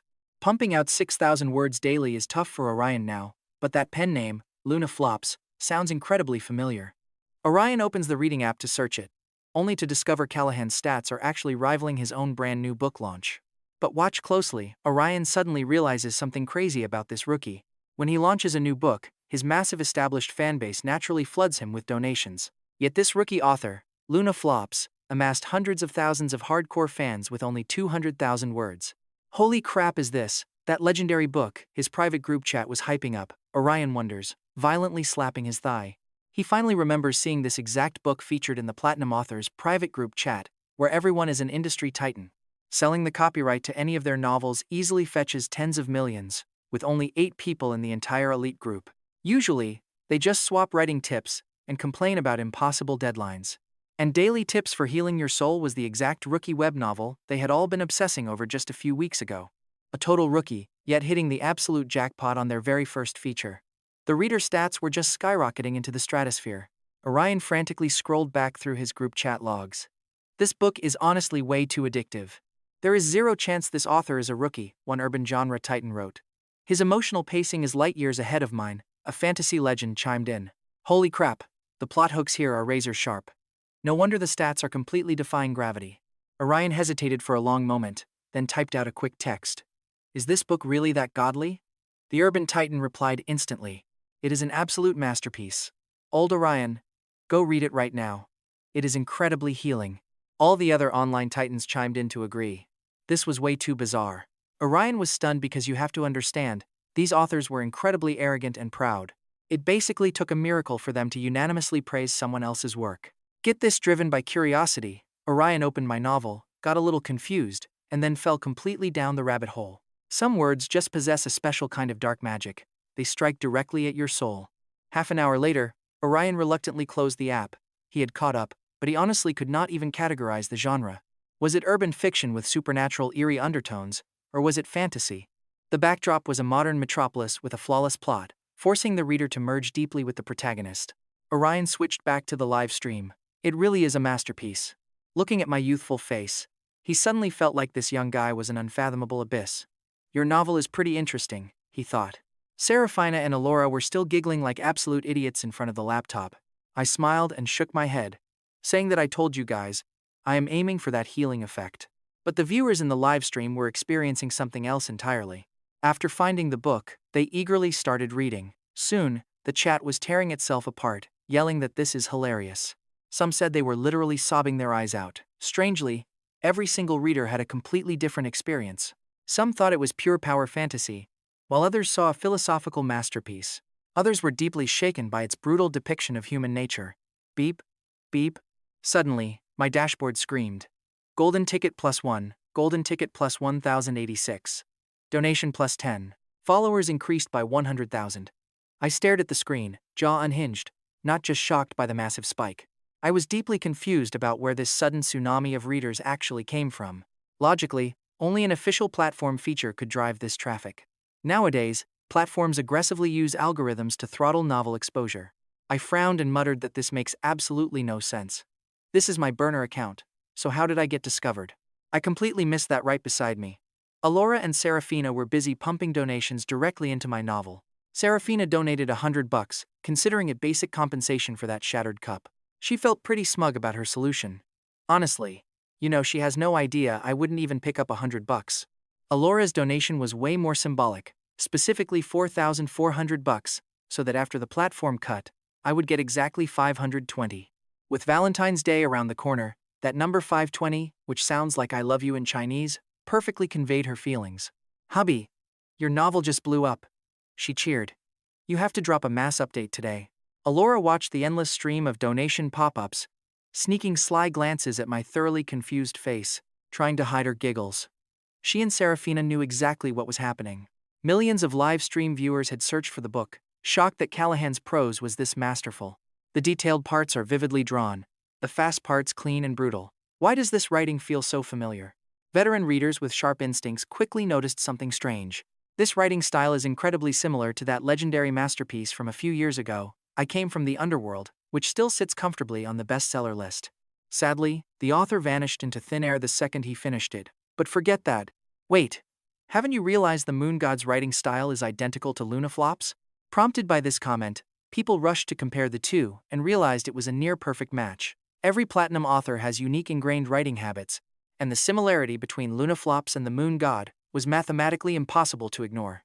No way. Callahan is the moon god? The moon god is a literal deity in my heart. But who is Callahan? The readers arguing over the book on the forums had absolutely no clue about the Decoding Your Better Half reality show. Words are cheap. Just check out the stream for yourself. Someone finally dropped the live link. Hardcore fans of daily tips for healing your soul clicked it and saw Callahan live on screen, casually chatting in his author dashboard. It was like getting struck by lightning. The mind behind this legendary masterpiece was really this young? He looked barely 20 at most. Even crazier, there was a huge chance he was actually the legendary moon god himself. Think about it, if this young kid is actually the author, he's a total freak of nature. When that book dropped, he must have been a teenager. Naturally, the entire comments section became a complete war zone. How could any teen write something with so much depth? But seriously, never underestimate young talent in the web novel scene. Honestly, who cares if he is the moon god or not? Just finish the damn novel already. Hey, everyone chill. Don't go harassing the author while he is writing. Those comments slowly calmed the rioting readers. Even though they had debated Moon God's novel for years, the fans managed to hold back their burning curiosity. After seeing Serafina off, Callahan and Elara took a quiet stroll around their apartment complex. Elara suddenly asked if he was hiding anything from her. His heart skipped a beat. He glanced sneakily at his wife and replied seriously. He admitted he had a few little secrets, but promised there was a good reason for them all. If she wanted to know, he would explain. But Elara shook her head, saying she only cared how amazingly he treated her. The two of them simply enjoyed their stroll, soaking in the sweet evening breeze they had not felt in ages. They had been so caught up in the daily grind. It was the first time in forever they actually relaxed. Meanwhile, back on the stream, viewers were getting highly agitated. Without seeing Callahan and Elara on camera, the crew was sweating bullets. Just a few minutes of missing the main cast and the live chat started aggressively fighting with each other. It was completely ruining the broadcast vibe. Penelope quickly cut to commercial to buy time, plastering on a fake, sugary, sweet smile. She asked what it feels like to enjoy sweet milk tea with your love in the summer heat. Cue the catchy jingle "You love me, I love you, snowy delights is sweet and true." The chat was instantly derailed by the earworm. By 7 p.m., Callahan and Elara returned from their peaceful walk. Once they washed up, the broadcast went dark for the night, and the bored internet crowd dispersed. A huge chunk of those viewers ran straight to check out Callahan's novel, only to end up hopelessly, deeply addicted. Then, at 8 p.m., a bombshell post exploded on the forums, claiming the reality show was just a meticulously written script. It went viral the split second it went live, hitting tens of thousands of clicks instantly. The poster directly attacked the Decoding Your Better Half production team, pointing out how Season 1 featured a rural couple. They claimed the show mocked their simple lifestyle for cheap views, which was blatant discrimination against rural families. While Season 2 featured a normal city couple, the poster claimed that Season 3 was just completely unhinged. They said the showrunners openly insulted their intelligence by pretending a completely scripted drama was actually a raw reality show. Callahan is not a national banquet chef, and they claimed he is definitely no web novel author. You can only imagine the absolute chaos in the comments when that hit piece dropped. Everything feels so incredibly real that if Callahan and Elara are hired actors, one fan promised to eat trash on stream. Hardcore veteran fans of the show immediately stepped up to defend its authenticity. The broadcast always prided itself on being raw, aiming to uncover small secrets between couples to foster deeper understanding. Meanwhile, in a dark room, a scrawny guy stared at his screen, sneering as his fingers flew across the keyboard. Just 10 minutes later, he fired off another hit piece, asking how anyone casually gives away billions in corporate shares. None of you have actually tasted the food Callahan cooks. He claims it is national banquet level and you blindly believe it? That actually made loyal viewers start to waver. Was Callahan really just some hired actor? But what about his insane knife skills and those certificates hidden under the bed? Very quickly, the doubt snowballed into a massive boycott, with angry viewers blasting them for treating them like fools. A neighbor claimed they saw the camera crew sneaking around daily, and they would absolutely bet everything on it. Swearing on their life it was all a script, the show's control room went into total chaos as the director started sweating buckets. In just minutes, the director received furious calls from 4 major corporate sponsors, demanding immediate answers. A staff member burst in panicking. That forum post went completely viral. And what else? The director roared, his voice cracking. A ton of influencers are jumping on the hate train to farm views. Trembling, the staff member handed over a phone. Videos exposing Callahan as a complete fraud were flooding feeds like a massive tsunami. The director let out a cold, dark laugh. Do they seriously think their show has no elite backing? He slammed his fist on the desk. Instantly, the entire control room went dead silent. Serafina, go stabilize the live stream chat. Old Lou, Little Wang, call Boss Sterling right now for backup. Little Lee, draft a public statement. We are suing these rumor mongers into oblivion. Penelope, call Mr. Dong. I will tell you exactly what to say. His eyes burned with fierce anger. If they want to destroy his show, he would weaponize this drama to push their ratings to heights never before seen in television history. They had absolutely nothing to hide. After all, this show had never used a script. Fake, scripted idol shows get to be wildly popular, so why should his genuine show be framed and ruined? A shadowy mastermind was definitely behind this hit. Early next morning, Elara was woken up by a frantic message from production. Serafina's voice note sounded desperate. Miss Elara, please, we need you to sneak Callahan's chef certificates into the studio today. We are in massive trouble. Elara was deeply confused. Why did they need those chef certificates? Opening her livestream app, she nearly threw her phone at the wall in pure rage. People were actually questioning Callahan's culinary skills. Honestly, have they lost their minds? She and Serafina had personally tasted his food. That skill level was not just national banquet grade, it was world-class champion level. She furiously typed back, but when she stepped out of the bathroom, she bumped right into my curious gaze. Wifey, why are you up so early today? Elara quickly locked her screen, coughing quite awkwardly. She claimed she had a massive project handover. I nodded, smiling. All right, let me make you some breakfast first then. Yes, please. Elara blurted out, but she immediately realized her mistake. The old Callahan always claimed his cooking was radioactive waste. Scrambling to do damage control, she asked if it was even edible. She suggested steamed buns instead. Confidently, I patted my chest. Relax. I learned a new recipe online. I knew for a fact Elara absolutely despised steamed buns. Smiling, she kissed my cheek and called me the best hubby. She happily skipped off to change. Watching her leave, I smiled and tied on my apron to prep a soothing bowl of Yangchun noodles. Over on the live stream, viewers were logging on in droves, wishing everyone a good morning. Everyone was talking about that toxic forum post claiming Callahan is a fraud. Many were screen recording to watch the haters get slapped in the face. Meanwhile, the production team pinned a solemn statement addressing the malicious rumors. They promised to pursue legal action to the absolute fullest extent of the law. Today, they would broadcast Callahan's cooking completely unedited, letting the raw facts speak for themselves. Host Serafina stood on stage with massive dark circles, clearly not having slept a single wink. By 7 a.m., loyal fans flooded into the stream, catching me right in the middle of making breakfast. With practiced ease, I cracked an egg into the pan. In exactly 30 seconds, I had fried a mathematically perfect sunny-side-up egg. Every movement was as elegant as flowing water, leaving both new and old viewers completely mesmerized. He is truly a national chef, making a simple fried egg look like ballet. I dare the haters to doubt him now. Right then, the camera cut to Elara. She was peeking out of the bedroom, looking incredibly shady as she spied on me. The audience perked up instantly. Seriously, what is Elara up to? Something big is going down. Viewers begged Serafina for commentary on this familiar scene. She smiled, pulling up a screenshot of her chat logs. To prove Callahan is indeed a national chef, they had asked Elara to bring his official banquet invitation to the studio. They had even invited a veteran national banquet chef to authenticate it completely live. This massive bombshell instantly blew the roof off the chat. So, the crew is basically staging a heist for his certificates. They had no choice. It is all because of those toxic haters. If you do not like the show, just do not watch. Why do they have to slander innocent people? As the chat fiercely debated, someone fired back with a massive claim. The production team is totally wrong here. They promised a genuine look at married life, yet they are sneaking around scripting everything. Isn't that just straight up lying? Right then, someone dropped an absolute nuke in the chat. I snuck into the hater group chat, and it is a literal troll farm. Likes pay $1, but posting gets you 150. Stream spamming brings in $3. Just look at these screenshots as solid proof. They lay out the entire plan, showing exactly how these paid trolls hijack the narrative. The second this proof drops, the entire toxic mob vanishes. It looks like their boss is already hunting for the mole.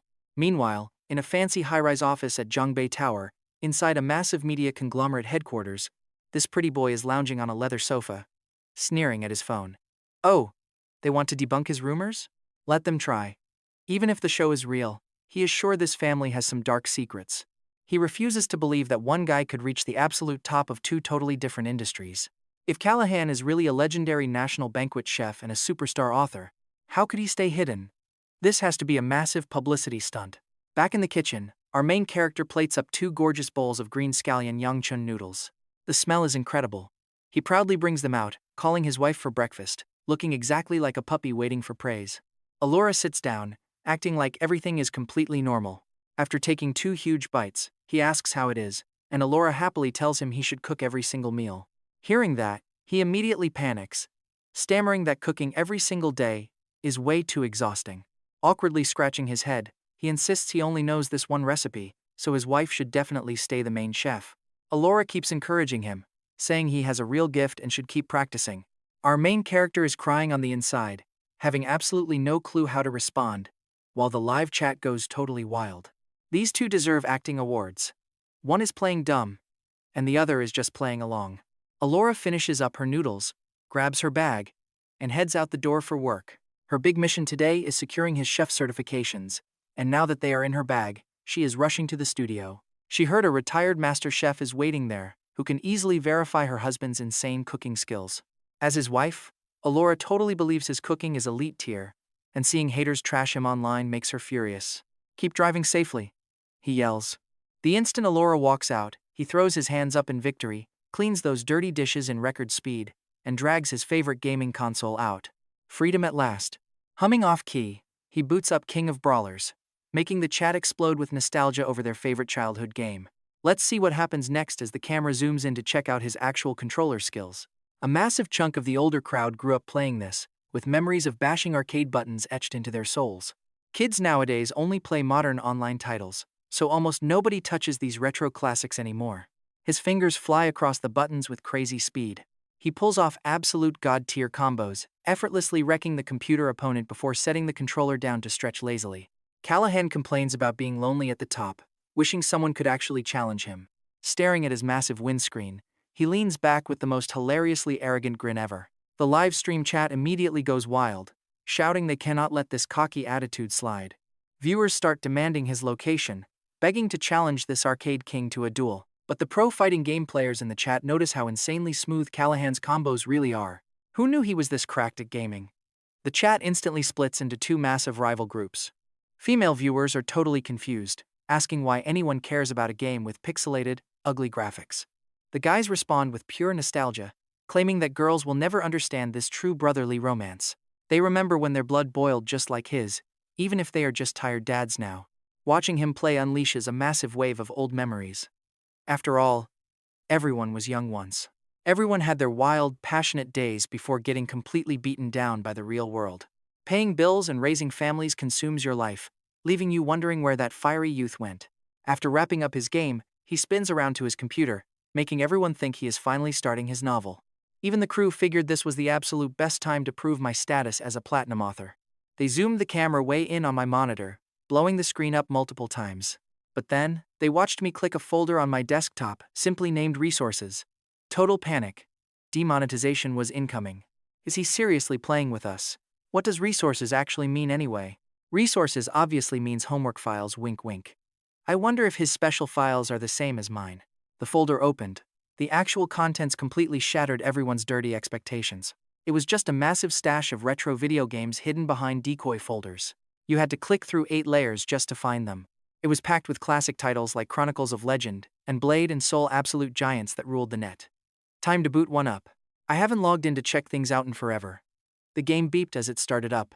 Sure, those low-res pixel graphics couldn't compare to modern AAA titles, but this game defined an entire generation. Once I opened my character profile panel, I noticed my inbox was completely bursting with unread private messages. Watch this. The second my character stats hit the live stream, every veteran who had ever played Chronicles of Legend felt their soul leave their body. Even the production crew started shaking. My ID was Eclipse Warlord max level 999, with absolute god-tier gear, the ultimate loadout of a mythical mega whale. Every single character stat was pushed to the absolute ceiling of the game's code. Eclipse Warlord. Why have I never heard of this ID? Look at that level. Even Warlord 8L barely made it there. Names like Warlord, 8L, Phantom 15, and Little Shrimp were literal gods to veteran players. Phantom 15 once soloed 50 players without even breaking a sweat. Little Shrimp became a legend during the massive Siege Wars, his iconic calling card being that as long as legend stands, glory stands. He was an incredible leader with god-tier strategic skills. Then there was Prince Crimson, a legend from the same era as the Flaming Dragon. Wielding his Dragon Slayer and War God armor, and roared that with the Dragon Slayer in hand the world was his, It became the ultimate symbol of dominance. And as for Warlord 8L, basically anyone who touched the game knew him as the undisputed king of pay to win. He threw so much real cash into leveling up that the developers literally had to raise the level cap for him. His legendary claim about not challenging his pocket change with your annual salary cemented him as the ultimate tyrannical whale. Yet, nobody had ever even heard of this Eclipse Warlord account. And check this out. While everyone was scratching their heads, I opened my inbox to a massive flood of private messages. Little Shrimp asked boss, "When are you joining our clan?" Warlord 8L wanted to meet up in real life for PvP tips, while Phantom 15 messaged that he bowed down to me. He begged me to teach him, saying he could only solo 50 players before getting crushed. How on earth did I solo 100? Every single myth in this game actually knew me personally. The truth was instantly cemented. Everyone suddenly realized just how terrifying I truly was. I was not just a player, I was the hidden god of Wales. Most people know Chronicles of Legend peaked around 2001, and by 2007, it had lost mainstream dominance. It has been nearly 20 years since then. Sure, spending $10 million on a game might not sound like infinite wealth, but anyone willing to throw $10 million at a single retro game is absolutely not a normal human being. Anyone could see that. A normal player spending a few $1,000s is already considered a heavy spender. Spending $10 million and staying totally hidden? Actually, it made sense. I was once a special cell executive chef for the national banquet. My culinary empire back then was pretty highly lucrative. Having that kind of insane cash was totally normal. Plus, I had casually given away billions in corporate shares. When you factor that in, throwing $10 million at a retro game did not seem so crazy anymore. If he sold that account today, he could easily buy a luxury sports car. Normal people would never dare spend that much. Well, that was way back then. Anyone who dropped that kind of cash in those days is a literal billionaire today.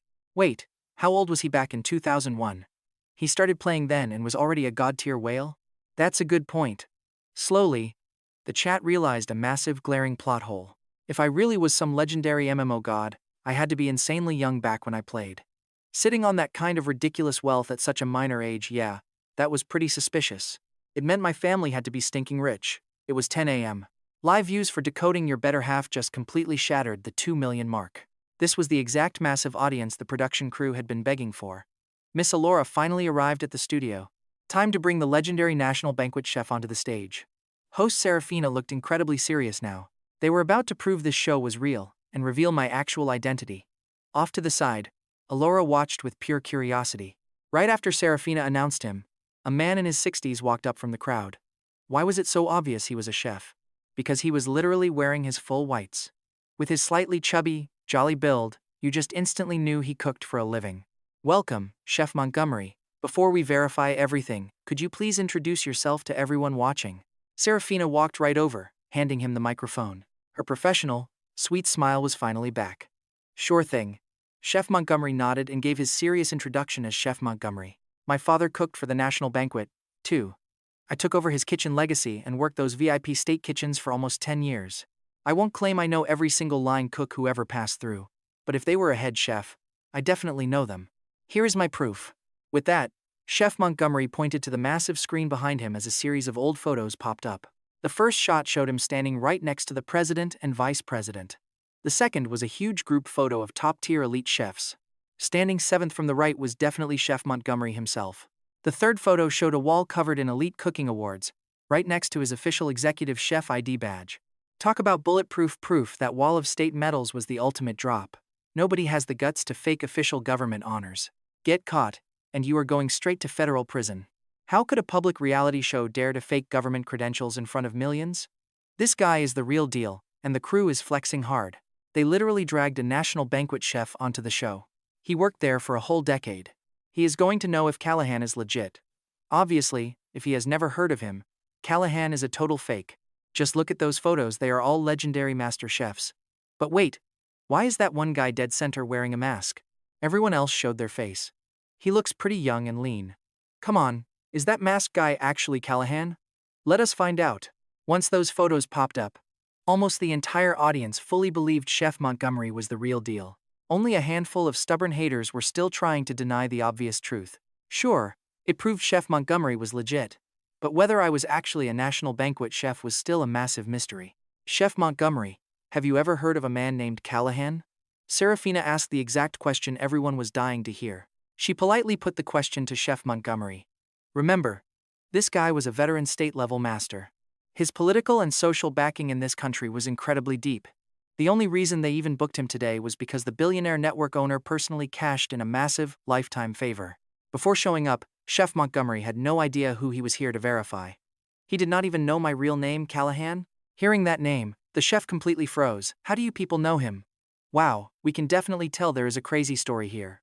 Based on that reaction, he absolutely knows Callahan. Maybe Callahan secretly swiped his recipes back in the day. We know him from the show, obviously. Is he trolling us? Hey, watch your manners, chef.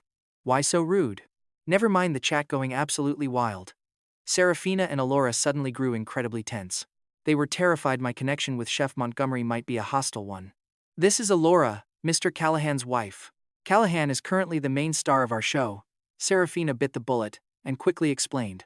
The show had been airing for a bit, so Chef Montgomery definitely understood the basic premise of it by now. Sure enough, Chef Montgomery's eyes went completely wide. He stared at Elara in pure, absolute shock, asking if she was really head chef Callahan's wife. Forgive my rudeness, it is an absolute honor. At that moment, the entire live chat crashed. What just happened? Elara was totally lost. She had no idea why this elite, high-level chef was treating her with such deep, shaking respect. Maybe head chef Callahan never mentioned me to you, so it makes sense you wouldn't recognize me. Suddenly, Chef Montgomery's eyes started tearing up. The entire studio fell so dead silent you could hear a pin drop. Chef Montgomery's eyes suddenly welled with heavy tears. He looked at Elara, showing not just deep respect, but absolute, profound reverence. The text reads, Head Chef Callahan is a legend. Chef Montgomery finally spoke, his trembling voice full of emotion. He pointed a trembling hand toward the giant screens, showing the group photo of the elite national banquet chefs. The young man right in the center, wearing the mask that is your husband, Elara. The text on screen matches the chat. A live feed, which was just flooded with paid trolls trash-talking Callahan, completely froze, showing Chef Montgomery wiping his eyes. He did not just cook, he revolutionized our entire culinary philosophy. He actually trained half the legendary chefs in that photo before completely vanishing from the public eye. And to think he has been quietly living a normal life this whole time. Realizing what this meant, Elara reached into her bag. She pulled out the stack of credentials she found in the guest bedroom and laid them out on the table. The 3-star Michelin certification, and the Bocuse d'Or World Championship Award, and finally, the National Banquet invitation. Chef Montgomery carefully inspected the official document under the text on screen. He nodded immediately. This is 100% authentic. Complete with the official state seal. Anyone calling Callahan a fraud is painfully ignorant. With this ultimate stamp of approval from a veteran national banquet chef, the undeniable truth was finally out. The toxic trolls instantly vanished, leaving behind millions of absolutely awestruck viewers. This reality show, Decoding Your Better Half, had just shattered every single television record in history. Meanwhile, back at their quiet apartment, Callahan was still completely unaware of the chaos. He was just sitting at his computer, logged into his maxed-out Eclipse Warlord gaming account. Suddenly, his phone buzzed with a call from his old academy buddy, who is the acting CEO of Callahan Holdings. Boss, you need to check the internet right now. His friend screamed over the line. You are literally on a live reality TV show. An entire country is watching you play games. Talk about a nightmare scenario. Callahan froze, quickly opening the top trending link. There, in crystal clear high definition, was a live broadcast of him staring at his own screen. The 7,380 pinhole cameras Elara secretly set up were broadcasting his every move. Callahan groaned, dropping his face into his hands. His perfect, lazy husband persona, the guy who burned eggs to avoid chores, was completely ruined. His platinum author identity as Luna flops. On top of that, his massive financial empire, his top-tier gaming account, everything was exposed. 20 minutes later, the front door clicked open. Elara walked in, with Serafina and the television camera crew right behind her. Callahan stood up slowly, looking like a deer caught in the headlights, bracing himself for an absolute storm of anger. After all, he had hidden billions of dollars and secret godlike identities from his wife for 3 years. Wifey, Callahan stammered, his voice barely a tiny squeak. I can explain. Elara stared at him for a long, agonizing moment. Then she let out a quiet sigh, walked across the room, and threw her arms tightly around his neck. You absolute idiot, she whispered, burying her face in his shoulder. Did you hide all of that just to avoid doing the dishes? Callahan blinked, holding her close. You are not mad about the multi-billion-dollar shares, or the national banquet status. Elara pulled back, looking him in the eyes with a soft smile. I was furious at first, she admitted. But seeing you panic over my scraped finger, and seeing you drive across town just to buy me sweet pastries, that is the Callahan I know. You might be a billionaire CEO, a famous author, and a culinary god, but you are still just my husband. Believe it or not, the live chat absolutely lost its mind in a massive meltdown of pure joy. Millions of viewers were crying happy tears. Serafina stepped forward, dabbing her eyes, asking Mr. Callahan what his next move would be. Now that your wild secrets are fully exposed, are you planning to return to the elite culinary world? Callahan looked at Elara, then turned to the camera with a smug grin. Absolutely not, he declared. I am officially retired. I walked away from the massive wealth and fame because I just wanted a simple, quiet life with the woman I love. My only job now is being Elara's husband. He paused, his face falling into a playful pout as he looked at her. But I guess this means I actually have to cook dinner now, right? Elara laughed, her bright voice echoing through the apartment. You bet you do, kitchen god. And I want that authentic squirrel mandarin fish tonight. Callahan playfully saluted her, calling her his queen. As the camera faded to black on them, the reality show concluded its most legendary episode. The world finally learned that sometimes, the greatest secret you can hide is not a mountain of wealth or fame, but the quiet, deep lengths they are willing to go to protect a simple, happy life with the one they love.